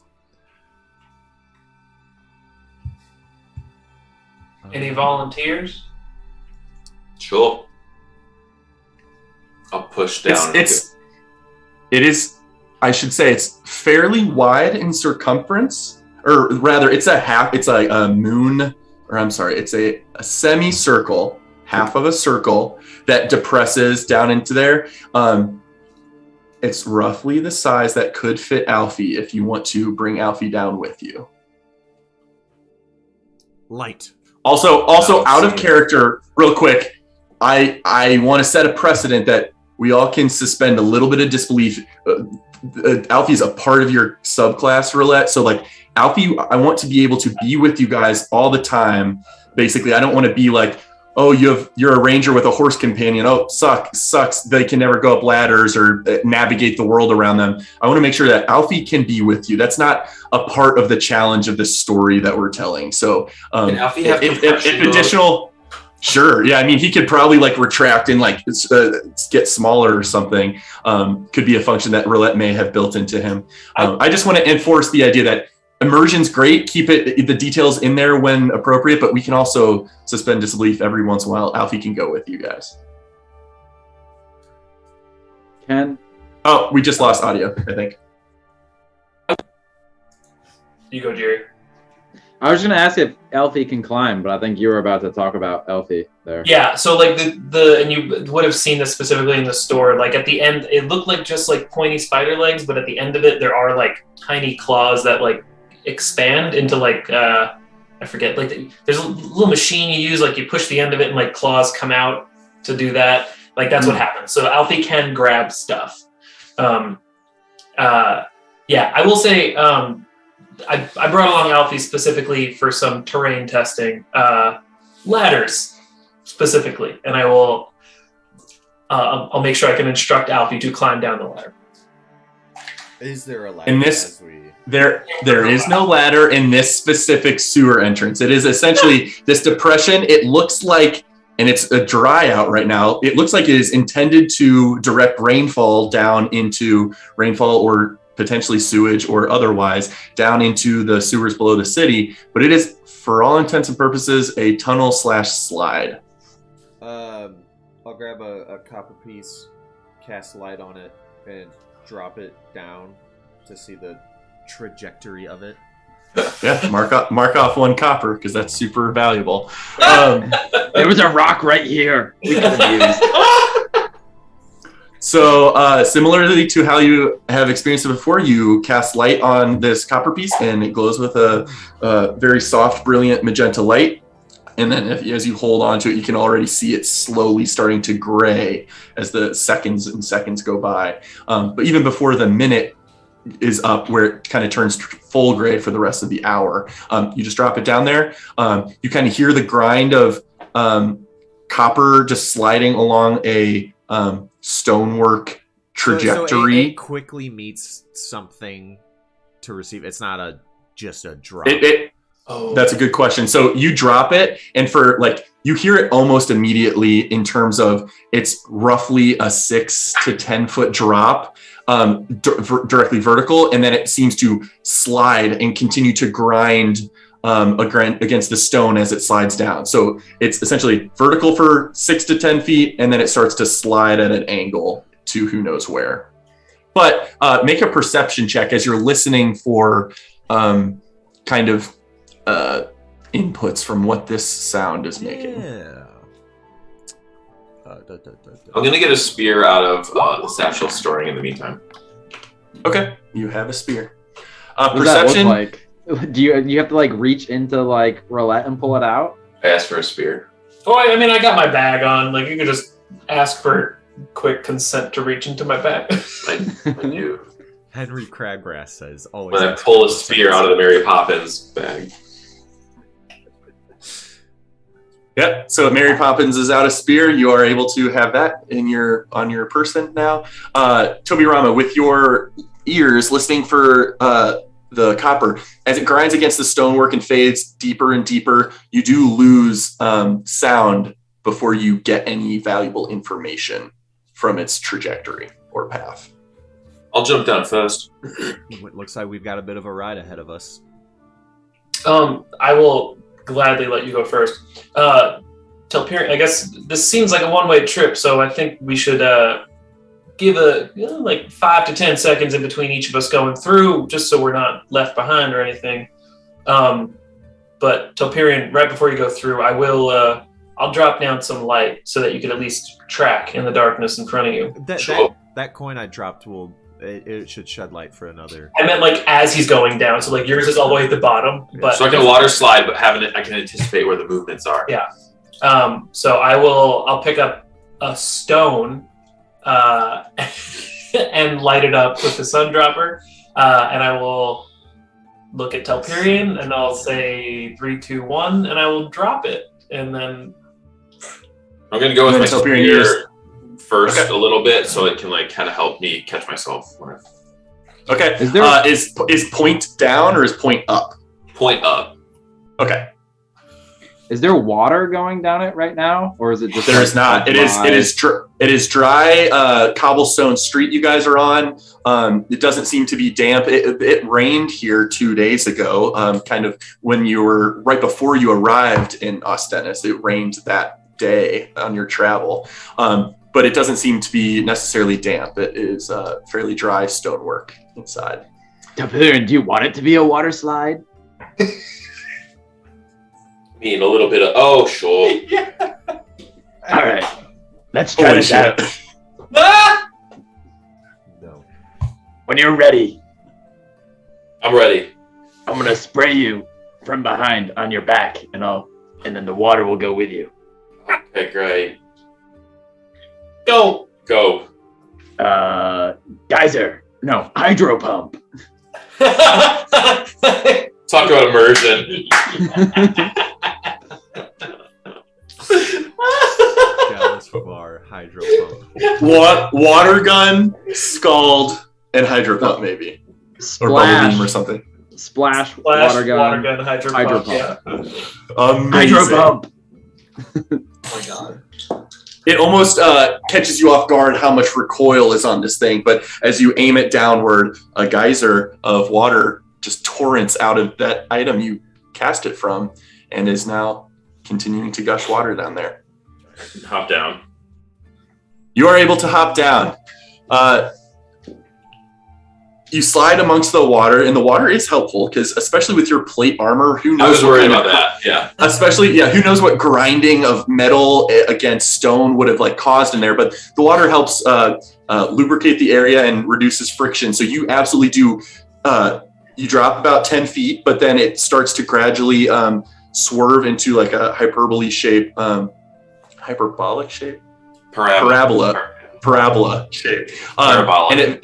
Eventually, after 15 to 20 seconds of riding down this sewer entrance, it starts to really level off, and you see a current of water carrying a mote of gray light further off into the distance, and then it drops out of view.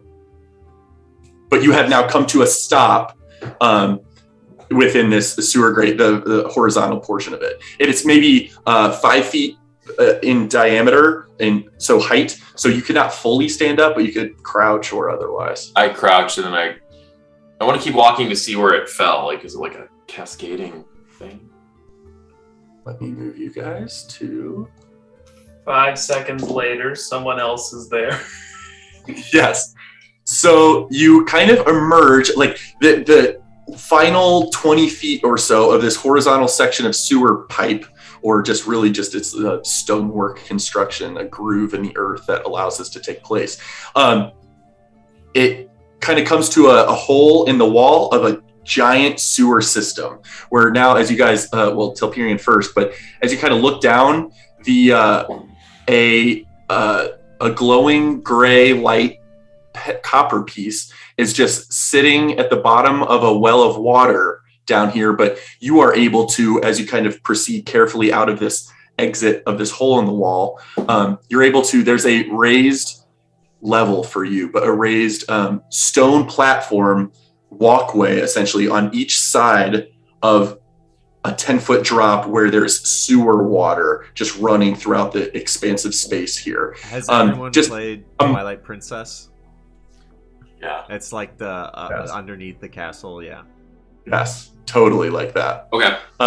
So it's roughly a 10-foot drop, you think, from the lip of this walkway to the bottom of the stonework next to it, but it is full of roughly like a foot of standing water. Not very much water, but there is a gentle current, but it is certainly not gushing 10 feet of water in this space. It hasn't rained recently, but various infiltration from possibly the nearby ocean to the west, or the Mirror River may have an entrance in here. You're not sure where, but there's a gentle flow of current from this area toward this area, and who knows how expansive.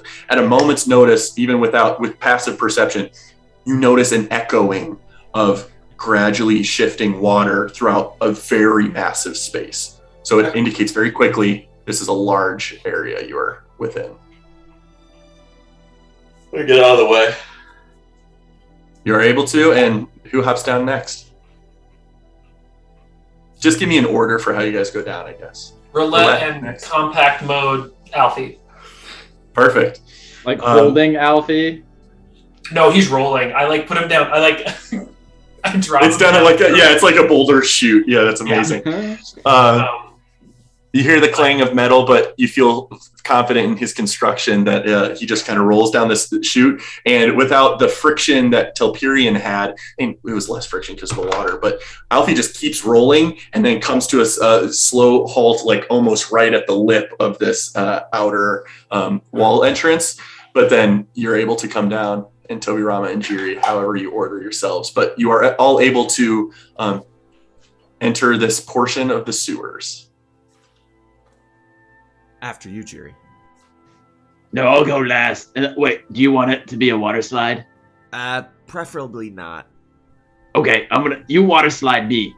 Hold this. Okay, I'm ready. Head on in. You gotta say hydro pump. Oh, hydro pump. And then I hop in and slide down. I give it a second and I do a quick, like, did anyone just watch all of that? Yeah, you can absolutely look around, make a perception check. Jiri is his own tube. 14, you don't see anyone of note that is taking interest in your activities in this alley. Hydro pump, off. Turn off. After a set amount of time, it does start to reduce and then trickle, and then it is complete. And then I cartoonishly walk onto the grate, and it gives out, and I fall under. Amazing. Yeah, your weight is enough to do it. You just kind of step onto it, and it goes, and you just fall. Sliding out with the rest of your companions as you step onto this stone walkway on either side of this network of sewer canals.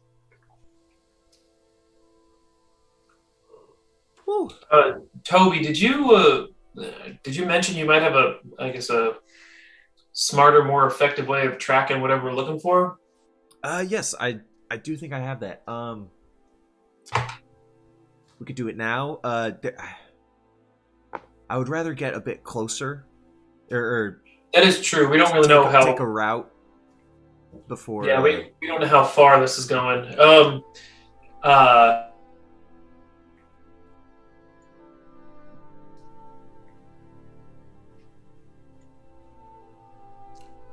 We may have just lost audio after you're talking. Yeah, you did. Okay. Okay. Thinking back, I have already submitted a support ticket to Logitech, who I am not shouting out on this YouTube video.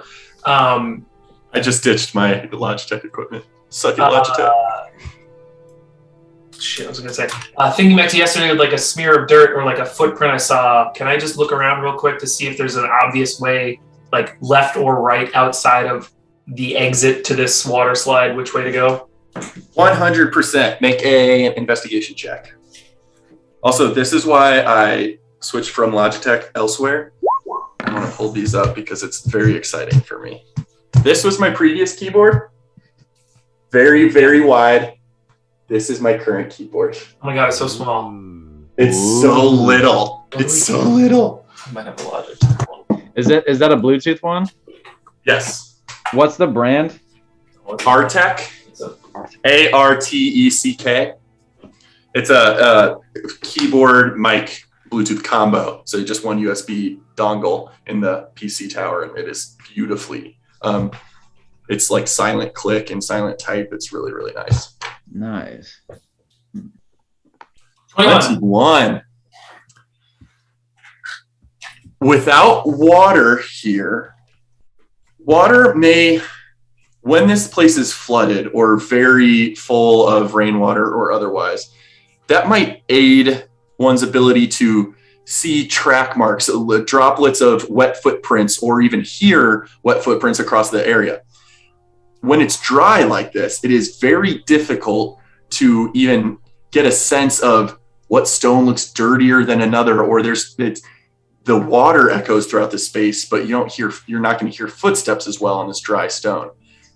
However, you do notice a little bit of mud tracked in to the direction you're looking right now. Oh shit! Don't do that. Thank you. Okay. I'm looking.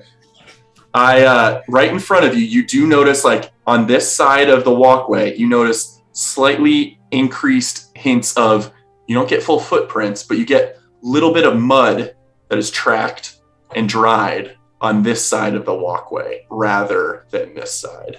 If you are clicking on the map, we are not seeing it. Motherfucker. I gotta change to here probably. I'm assuming you mean the right side. Yeah, right there. Yeah, basically right in front of you, there's dried mud, whereas on the left side, there's not. It's very small, but you are very thorough in your investigation and barely caught it. I'll point this out. I think we're heading downstream for whoever we're pursuing. I would just like to clarify that I'm wearing heavy plate armor that will not at all be stealthy as we walk down these echoey sewer areas. Let's hope it's covered by the sound of the water going through here. What's the light and it is muffled a little bit, just with the ambient water running. Even though it's not gushing, there's not the sound of a full creek rushing through this place. It still does, the trickle of water does kind of give an ambient sound masking, if you will. That is not maybe enough to overcome clinking plate armor, but it does muffle it a little bit. What is the general light level down here? Very, very low lit, no torches. So it is almost darkness, although every once in a while there are bits of light that are peeking in from whatever great systems may be above them in that space. You are all able, I would say it is dim light. So those of you with dark vision are fine. Those of you without dark vision are you can see, but it's disadvantage on perception checks, etc. Topirin, you have a torch, yes? Yeah, I take. Well, she has my torches. I take a torch out of your bag if possible. Yes. All right, here. I want to try something.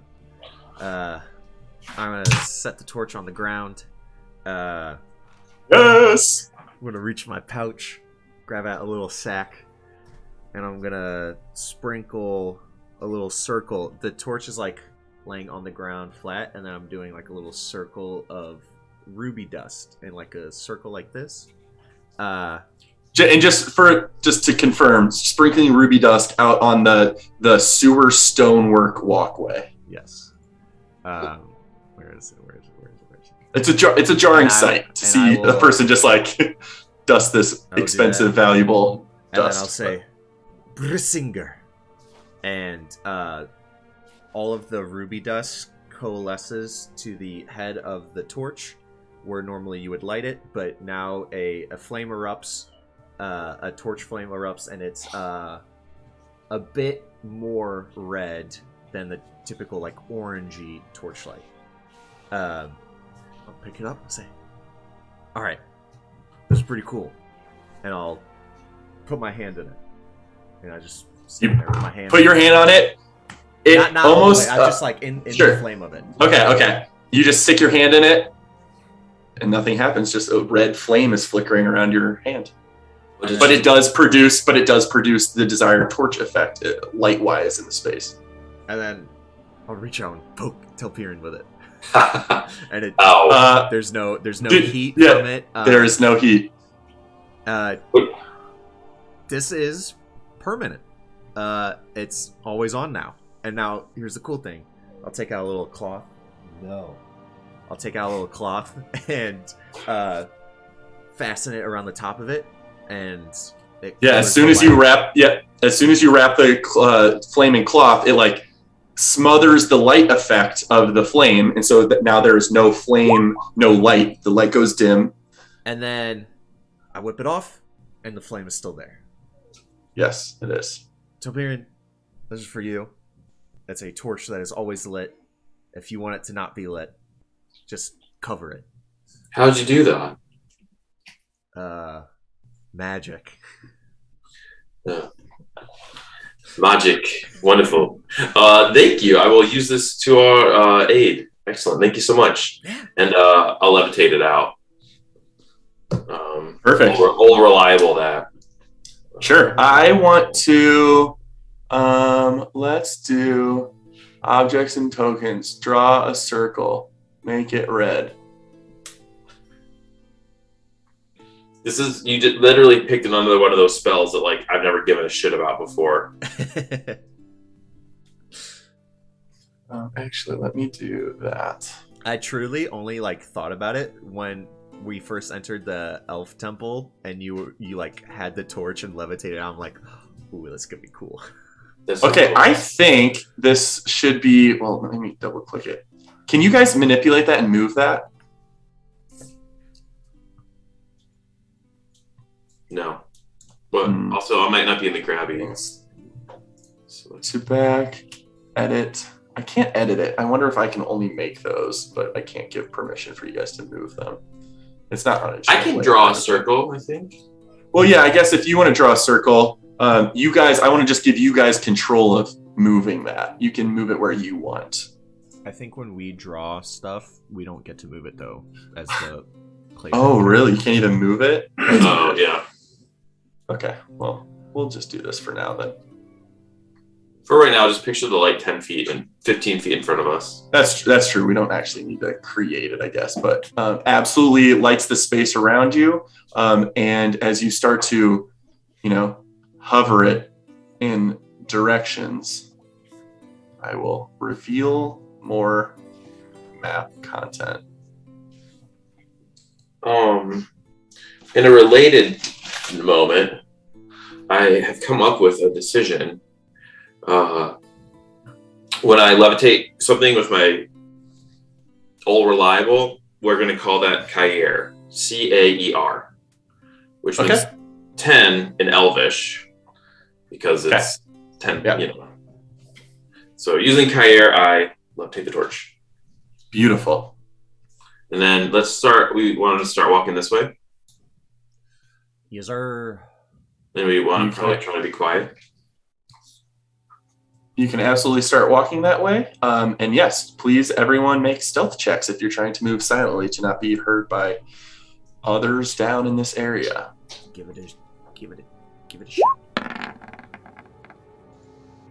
My disadvantage really didn't hurt me because I rolled a 5 and a 6. And others rolled just as bad. Yeah, I rolled a 6 total. You guys, even over the slight help of the sound masking water in the area, it's not loud enough to overcome your plate metal and your scale metal and your kind of clinking weapons against, like, you guys are just walking on stonework. Have a light source projecting in front of us, and very much not stealthy, but Toby Rama, with your passive perception, you haven't necessarily heard indication of others walking down here either yet. But you guys are free to continue moving. We do that. I'm sorry, I'm just laughing that we had 5 rolls, 9 and lower. Yes. Yeah. I believe That 9 was for Alfie, by the way. 3%. Oh, perfect. Gotcha. As you guys continue to move further. I am right behind Telperion. Okay. What's the rest of the marching order looking like? I'll bring up the rear. All right, I'm third. I have my blue light out too. Forgot. I've got that as well. Okay. Well, you know what I should do? You don't have to do this, but I could put an aura on you guys. Mhm. I love auras. They're just super cool.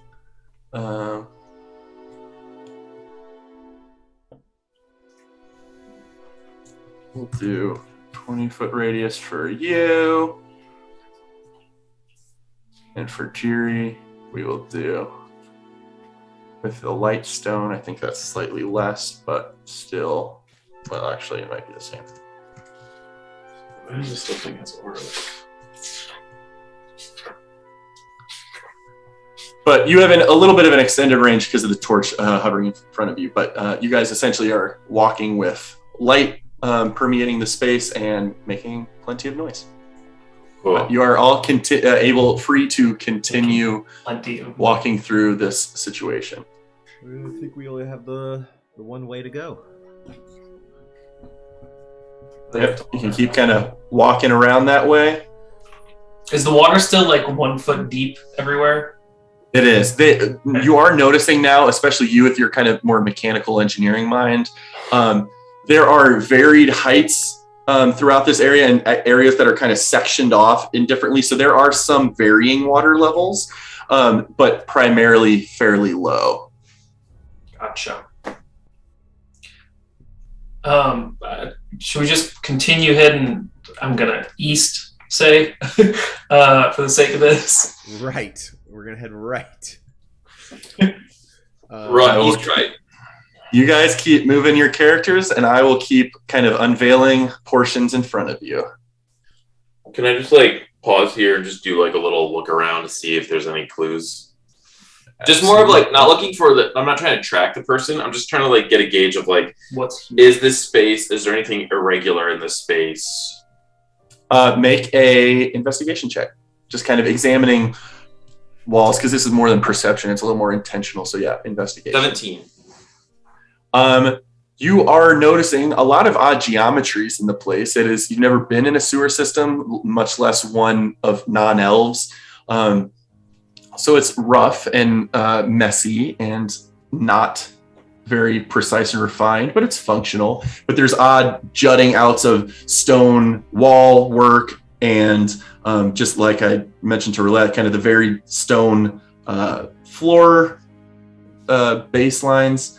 So there's just like a general sense of strange, topography is the wrong word, but just kind of like an odd geometry space. Yeah. It smells like extra down here. Yeah, it smells terrible. And you are definitely seeing, as you guys are proceeding, you're very clearly seeing all the tons of offshoot tunnels and routes and canals, all adorned with either small bridges or stone walkways on either side. Cool. Keep on trucking. Keep on trucking. You guys are absolutely able to keep on trucking. And over here you get to a portion that is this loop down here does in fact continue. It's just not shown on the map, but you can absolutely continue around the side of it. But you have now reached essentially the edge of available, like you seem to be at a corner, shall we say, of this particular zone. You can't go any further down or to the right. But my point is, you can absolutely get onto this side of the walkway if you want. Oh, how far is this? Can we jump this? I mean, it's it's about 15 feet. So you feel confident you can absolutely jump it. Who knows about your comrades, how strong their legs are, but it's like a foot of water though, right? I could like. At times it's a foot of water. Yeah, you guys could. It's 10 feet down, so it's like it would just be like if you wanted to, you could wade through the water very easily without issue. But now you are going to have a hard time maybe getting back up with ease, but still doable. You can climb. I'm gonna try to jump it. Or jump. Yep, you can absolutely jump it. Just make an athletics check. I think you only have to bypass a DC of 10 to successfully jump your strength in length. 14 plus 3. So You absolutely clear the distance with a strength of 16. You very easily clear the 15-foot distance. And I also can just like keep an eye over here if you guys want to take the other walkway or something, or if you guys go down and can't get up, I can help you with the rope. No, we can get over it, like he said. Yeah. And there is also a bridge over there for ease of navigation. And it's at the time you get to this bridge where I would like everyone to make a perception check.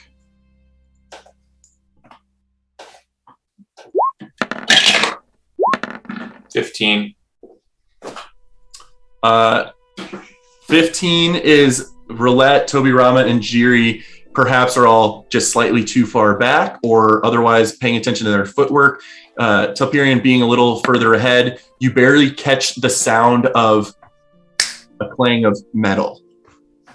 Everyone stop. You listen for a moment, and you don't hear any footprints or suggestion of motion, but you did hear a noticeable clank of metal.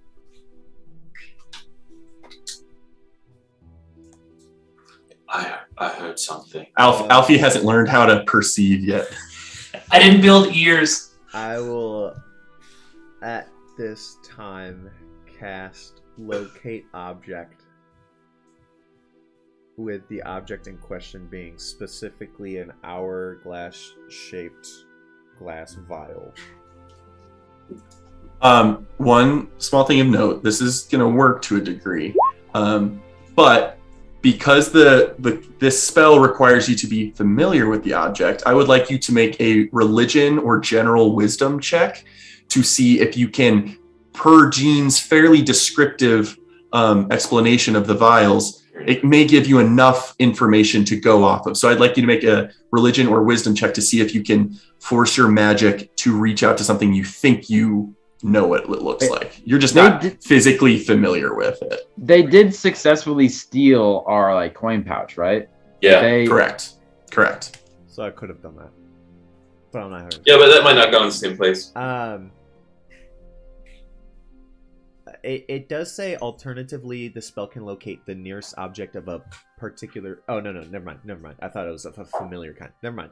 You said wisdom, so I will do that. Nearest object of a particular kind, such as that. So like, I'm not saying the inhalable potion of blah. I'm just saying glass hour. This type of vial, yeah. Okay. Still, yeah. I just want to see how refined your casting of this magic is the first time you're using it. So just give me a general check.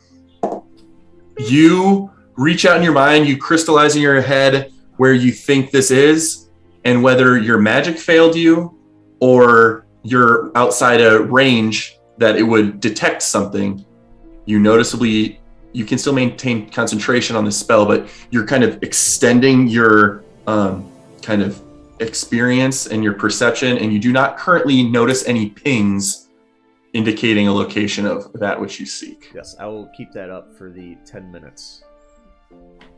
I'm going to move the torch forward like 20 or 30 feet just to see if anything happens. Well, I'm going to stay by the bridge.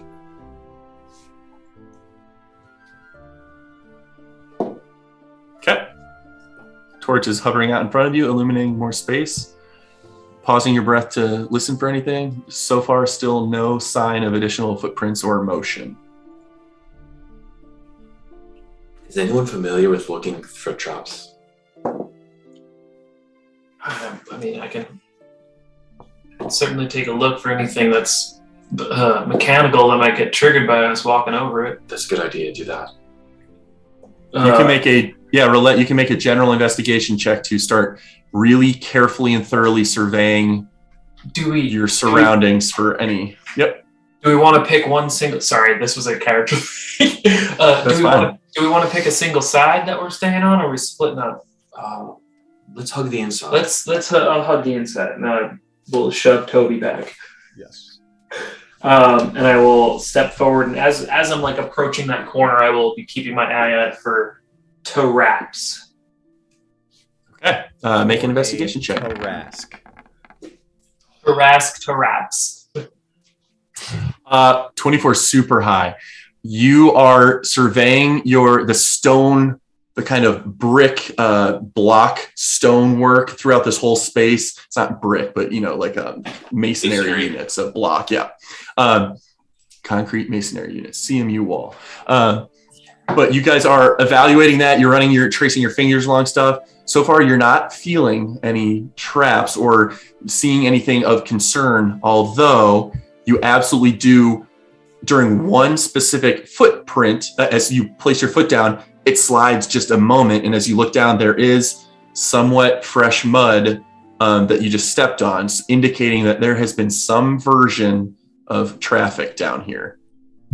Again, very difficult to discern, even with your light, mostly a dry space, but there's a little bit of caked drying mud on the ground that indicates wet mud having been here a day ago, 2 days ago. Maybe we're going the right way. I think we might be heading the right direction. Do we want to try and sneak forward, or do we want to turn off that light, or do we want to keep pushing forward? They probably know we're here. We're not being quiet. Yeah, that's about what I was thinking. We could still send somebody that's really sneaky forward just to look and then come back. I'll creep forward. Give me like a 60-foot gap between us. That way I can still call out to you guys. I'll keep the light bulb back by us. We'll hang out behind the corner if you want to sneak around. Okay. With the torch kind of where you guys are. So Jiri, you can still keep your stone on. Topian, you can still keep the continual flame going. You guys kind of pull back that aura of light.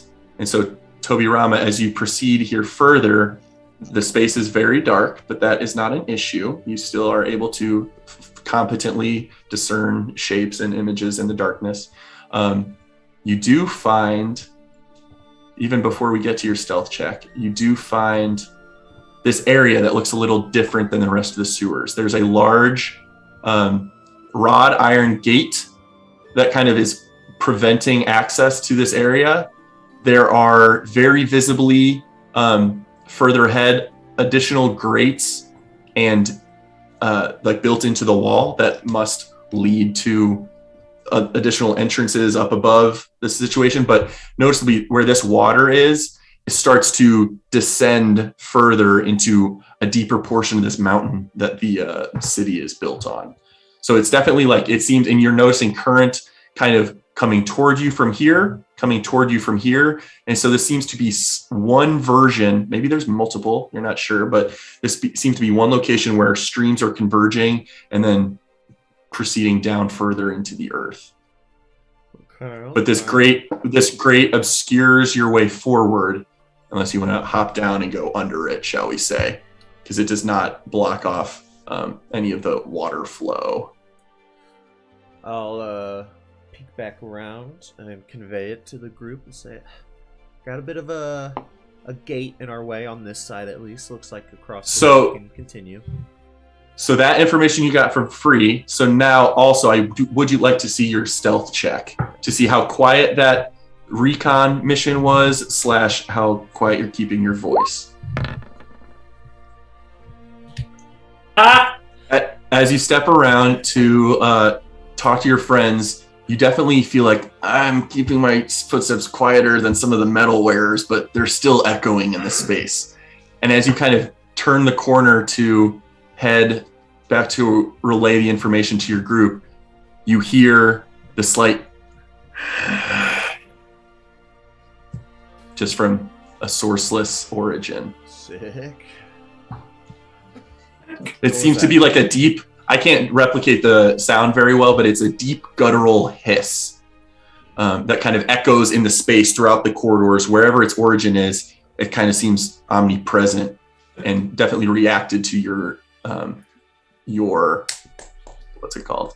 Presence? Footsteps. Yes. Oh. I think I might have spooked something. I don't know what. I'm getting my long sword in one hand, my spear in the other, shield on the back. Let's go to the other side. Let's cross that bridge again, and let's hug the outside. This time, I think. What did it sound like, or did you see anything? You all can hear it. It's increasingly it only did it once, but it started soft and got louder, and certainly echoed around in space where it was just this deep guttural hiss. Wolves again. Oh. I would say, not you. I would say Telperion is the only one that could make a history check to possibly identify what this sound may have come from. 12. Not necessarily. It's too vague of a noise. A deep guttural hiss is all you get. Type formation, everybody. Certainly something that can survive in damp, dark locations, but Damn. I want to take the torch, and I want to. Did we all go to the other side? Yes. Yeah. Wait, what did you see back there? There was a gate that was kind of blocking the path forward on this side of the way, at least. So whatever that thing was, either way, I think we have to be on this side to keep going. Well, wait. Why don't we check out the gate? What if that's protecting the entrance to their area? I mean, we can. It just seems like some more entry points from above. And then kind of an exit path for the water, but it's kind of gross. I would hope these people don't slide down the sewer water to get where they're going. Is that what you said, Crit? That it seemed like entries from upstairs? No, that goes down. there's past the gate, which you will see when you get there, but based on Toby Ram's description, wrought iron gate that blocks off the path from the walkways so as to dissuade personnel from walking into this area. But there's also many grates able to be that were visible on the walls that could be entrances or diverting water from above or elsewhere to this space. And then within the canal itself is where it started to trail down. But there is a levee door. So before it does that, it is definitely standing water in this space, a little higher than what you've seen so far. It's like 1 foot or 2 feet sporadically throughout the space. It's probably 4 feet here. Well, Slightly higher. If the noise didn't stop till we got close, and that sounds like something different than the rest, that just sounds like something we should check out. Okay, just relaying the info. There's also definitely, just based on your previous perception check, Telperion, definitely several sources of metal, whether rusted grates or wrought iron gates, and you had heard a clang of metal, indicates this could be a source of where you may have heard a metal noise. All right, I'm going to cautiously go over this way. I'm going to keep the torch out 25 feet ahead of me. So you're back on the inside of the way? Yeah, if you guys don't mind. Or, yeah, you can spread out too. I'm going to go with Toby on the outside. I'm going to hold the torch over the water even a little bit. Okay. Getting closer to it. Just keep slowly moving your character. Keep waiting until he tells me something scary happens. Keep moving till the critter says roll initiative. Literally. All right. Right there, let's pause things so I can just reveal a little additional surrounding area. That's the four of us on the other side. And then Go get him. Yeah, for sure. You're good. You're good. You're good. You're great. Okay, so just a little more surrounding area, but still nothing of note. No, actually, everyone can make a perception check or investigation check. I'll always take you up on those. Change my mind. I'll put my shield on now. Rolled so dog water today. Shield on. I bowed and a sliver, a sliver and a spear, or a sliver and a shield. What am I rolling? Perception or investigation? Or investigation. 10 investigation. Okay.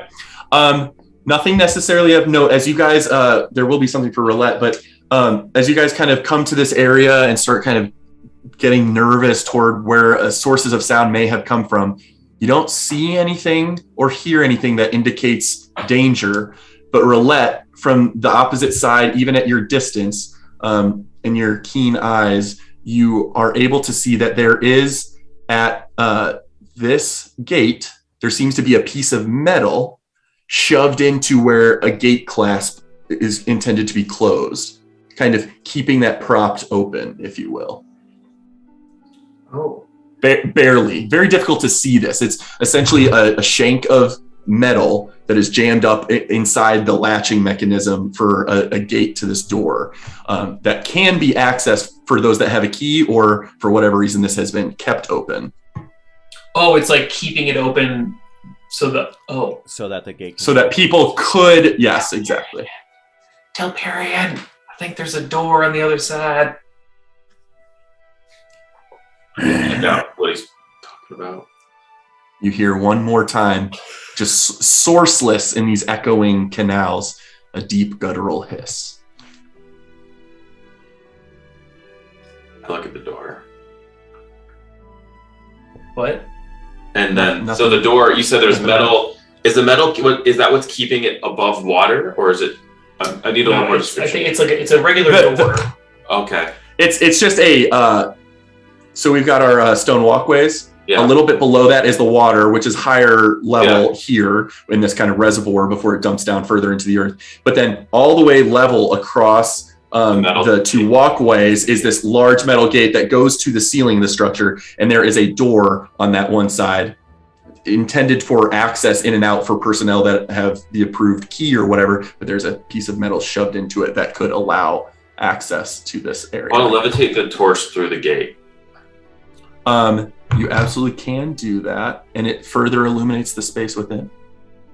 It's showing me nothing moving. Nothing moving. Still, you're just seeing these walkways, and the several metal gates that kind of adorn the walls. All right, all circular with like a crosshatch of kind of rusted metal. I hold my hand out, can catch the torch, and then I want to hold out my other, gesture with my shield hand and try to push open the gate that's been shut or propped open. You absolutely can do that. It creaks and a piece of metal drops down from it as you open it, but you're able to, and it just stays open with your pressure on I forgot to say I oiled it first. Oh, sure. Oil can. I walk through the door. It's on the other side. Go gadget. Go gadget oil can. Hop over and then walk in. Okay, hang on 1 second. I just want to clean up some of this. Oh, come in or what? Okay, you're hopping over. Please make an athletics check. Super low DC, but just to clear your normal strength modifier of 10 plus 3. You're good. You absolutely clear Or it. athletics or strength. 10 plus 5 or 3. Okay. Yep, you clear it, and you are right there in front of the gate. And I go through it. You are able to. Y'all coming or what? I can't get over there. Yeah, we can. There's a bridge. No. Oh. But look, I can't get over there. I can't jump that far. There's a bridge. Yeah, which leads to this side that does not have a gate. almost. We could keep going this way.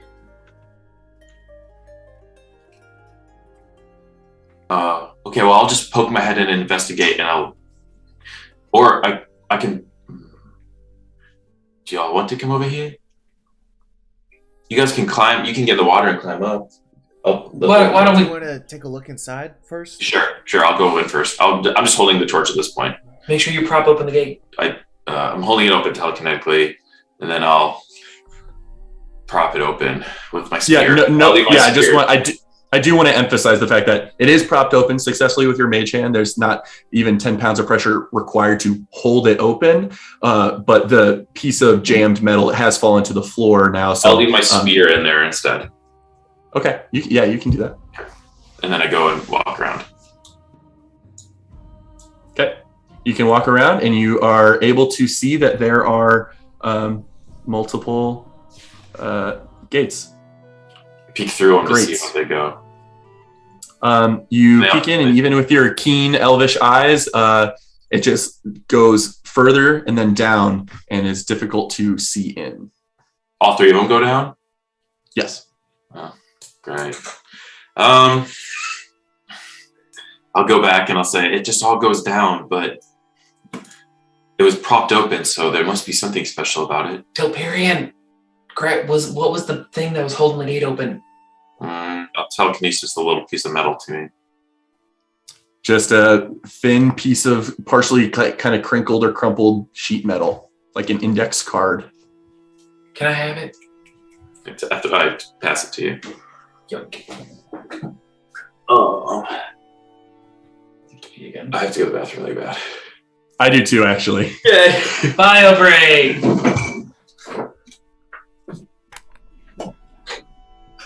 Slow your roll.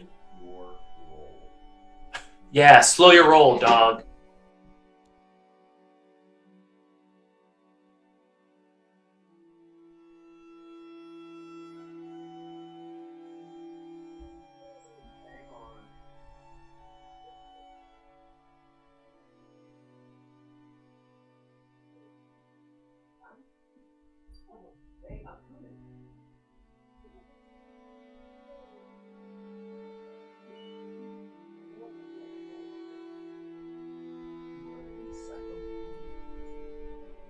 You are a psycho.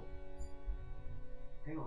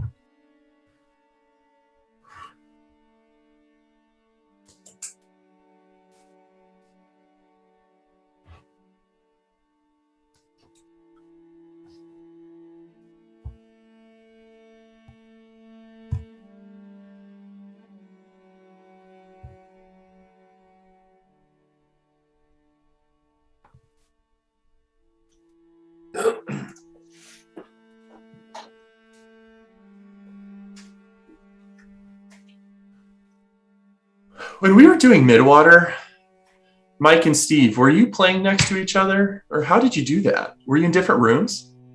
He was in here. I was in the bedroom office. I love that you guys are able to play right next to each other. It's really enjoyable.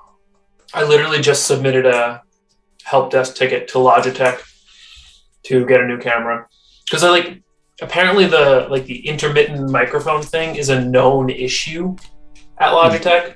And the only success or solution I've seen on either Reddit or elsewhere was contact Logitech. They'll send you one that isn't broken. So, yeah. That's fair, I suppose. It makes me, seeing you guys being able to sit next to each other, it makes me miss when we got to all play together. Minus that one, Chris. Yeah, but I did get there for that one session where we had, yeah. Mm-hmm. All right. It was always super weird being the only person that Skyped in to a group of in-person people, but that was super fun still. Yeah. It Someday. would just be so weird. I'll never forget when one time I was playing and Mary stretched in the couch next to me and made this really weird like noise, and I just saw in my Zoom screen everyone at your table just turned and looked at my screen. It was just like just everyone like turned and looked at me, and I was super like, what's that? That's very funny. I whisper over and I say, anyway, I think I just repeat what I said. I think that this might be important because it was left open, but I haven't been able to figure out what's over here yet. You guys could go under the grate in the water and then come over. Certainly could. It'd be safe to do so. It's just very murky, gross water. Hey, maybe we should go this way and then come back?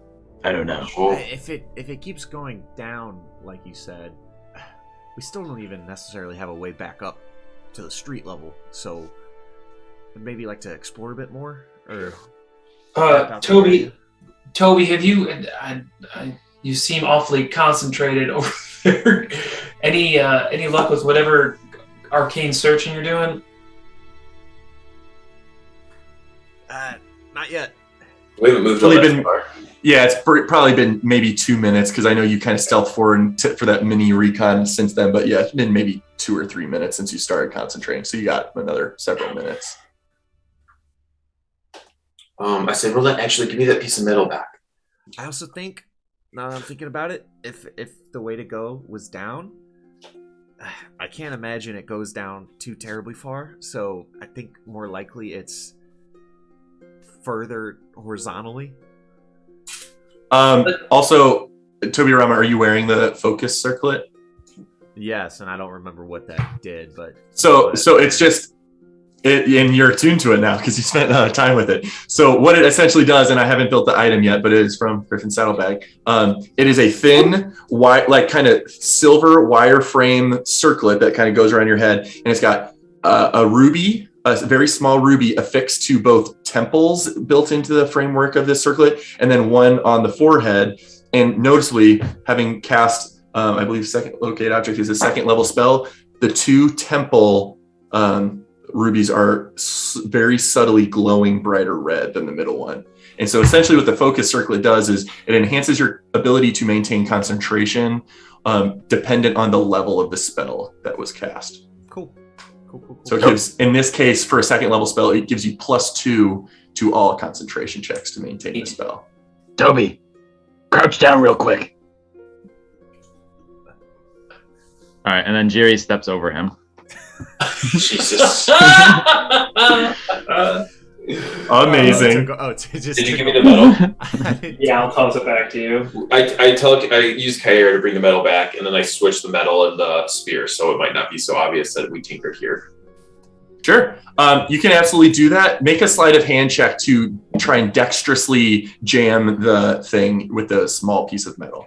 Do not roll a 1, because then it's gonna get shut. 7. You try and wedge it in there, and you step back and let it go, and you feel successfully having jammed it, and then the piece drops down. So now it is functionally a locked gate that could be picked, but it is now no longer propped open.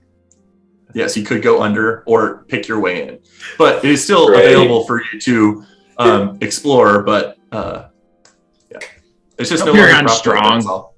You can force the gate down, right? Well, we didn't want to go down, so I guess we'll find out. Yeah, really.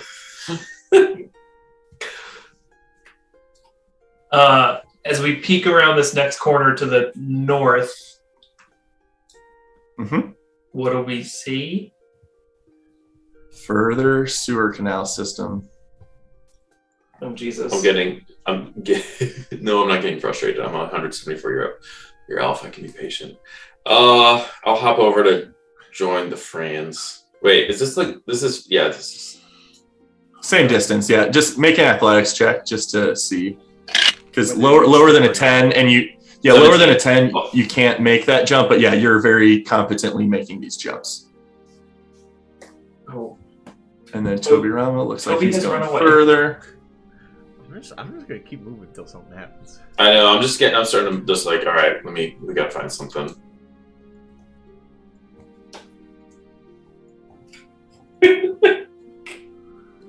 This is actually super satisfying to just like see you guys move, and then I just keep clearing portions of the board. Noticeably over here, there's more evidence of living, but it's also Jesus. There's more evidence of living or traffic evidence over here. There's like little boxes and very, very degraded bedrolls and like a wooden stick that's propping up a cloth as like use of a tent. Someone of very squalid means has been living in this area. Anti-town. The squalid squatter.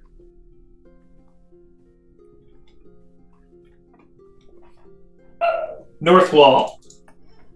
Start moving. Oh, jeez. No. Hey.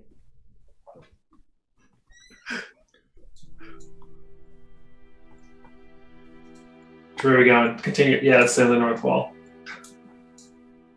More of the same over here.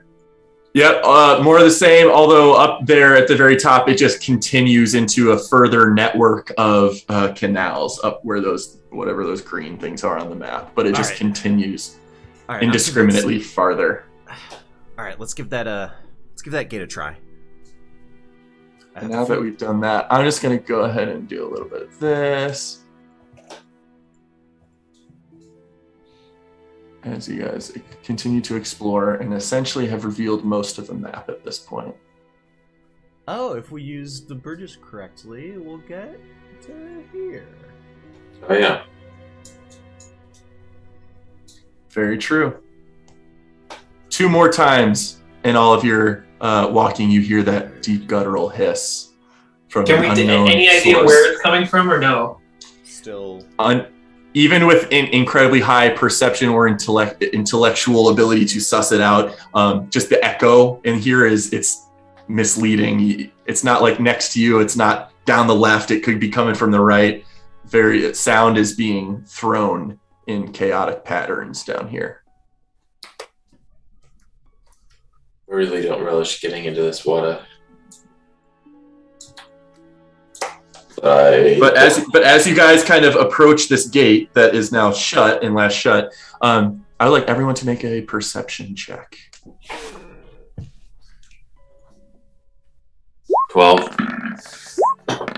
Bro, I cannot do anything today.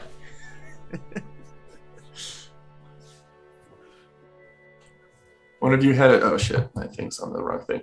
Okay. Yeah. Gotcha. Can I hear 13's pretty good. 20's very good, roulette.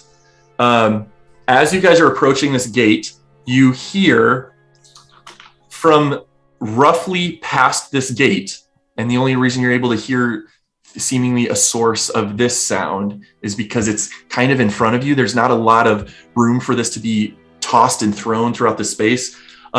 Further in past the gate, you hear another clang of metal from some distant place. All right, I'm hopping in the water and I'm swimming around under the thing. I was going to try and pick the lock. Oh. I will very quickly take out. I think I'm proficient with them. I am. I think you are, yeah. I put my thieves' tools in the bag, which is why I forgot that I had them. I'm gonna try and pick the lock on this thing. You are welcome to. What do I roll? Is it? I don't even know. I hold the torch close. It's in this case, it's a sleight of hand. It's a dex based. Just roll a sleight of hand check, but add proficiency modifier, even if you're not proficient with sleight of hand. It's really a dex based check. Okay. Yeah. So just roll a sleight of hand check because it's dex based plus proficiency. Woo! Jay Willikers. It is a very old rusted lock, and you kind of fiddle with it for a moment, and it's very simplistic, kind of potentially meant to keep out general ruffians or just like kind of urchin kids, and you just kind of slide your pick set in there, and it delatches. I imagine Alfie helped me in some way, but I don't know how yet. I'll flavor that later. Perfect. Alfie, no, the other pick. Yes, that one. There we go. I will step back and hold open the door for Telperion. I walked through the door as I was about to jump into the water. Perfect. You are able to all proceed in there. And then if Roulette, are you going in there last?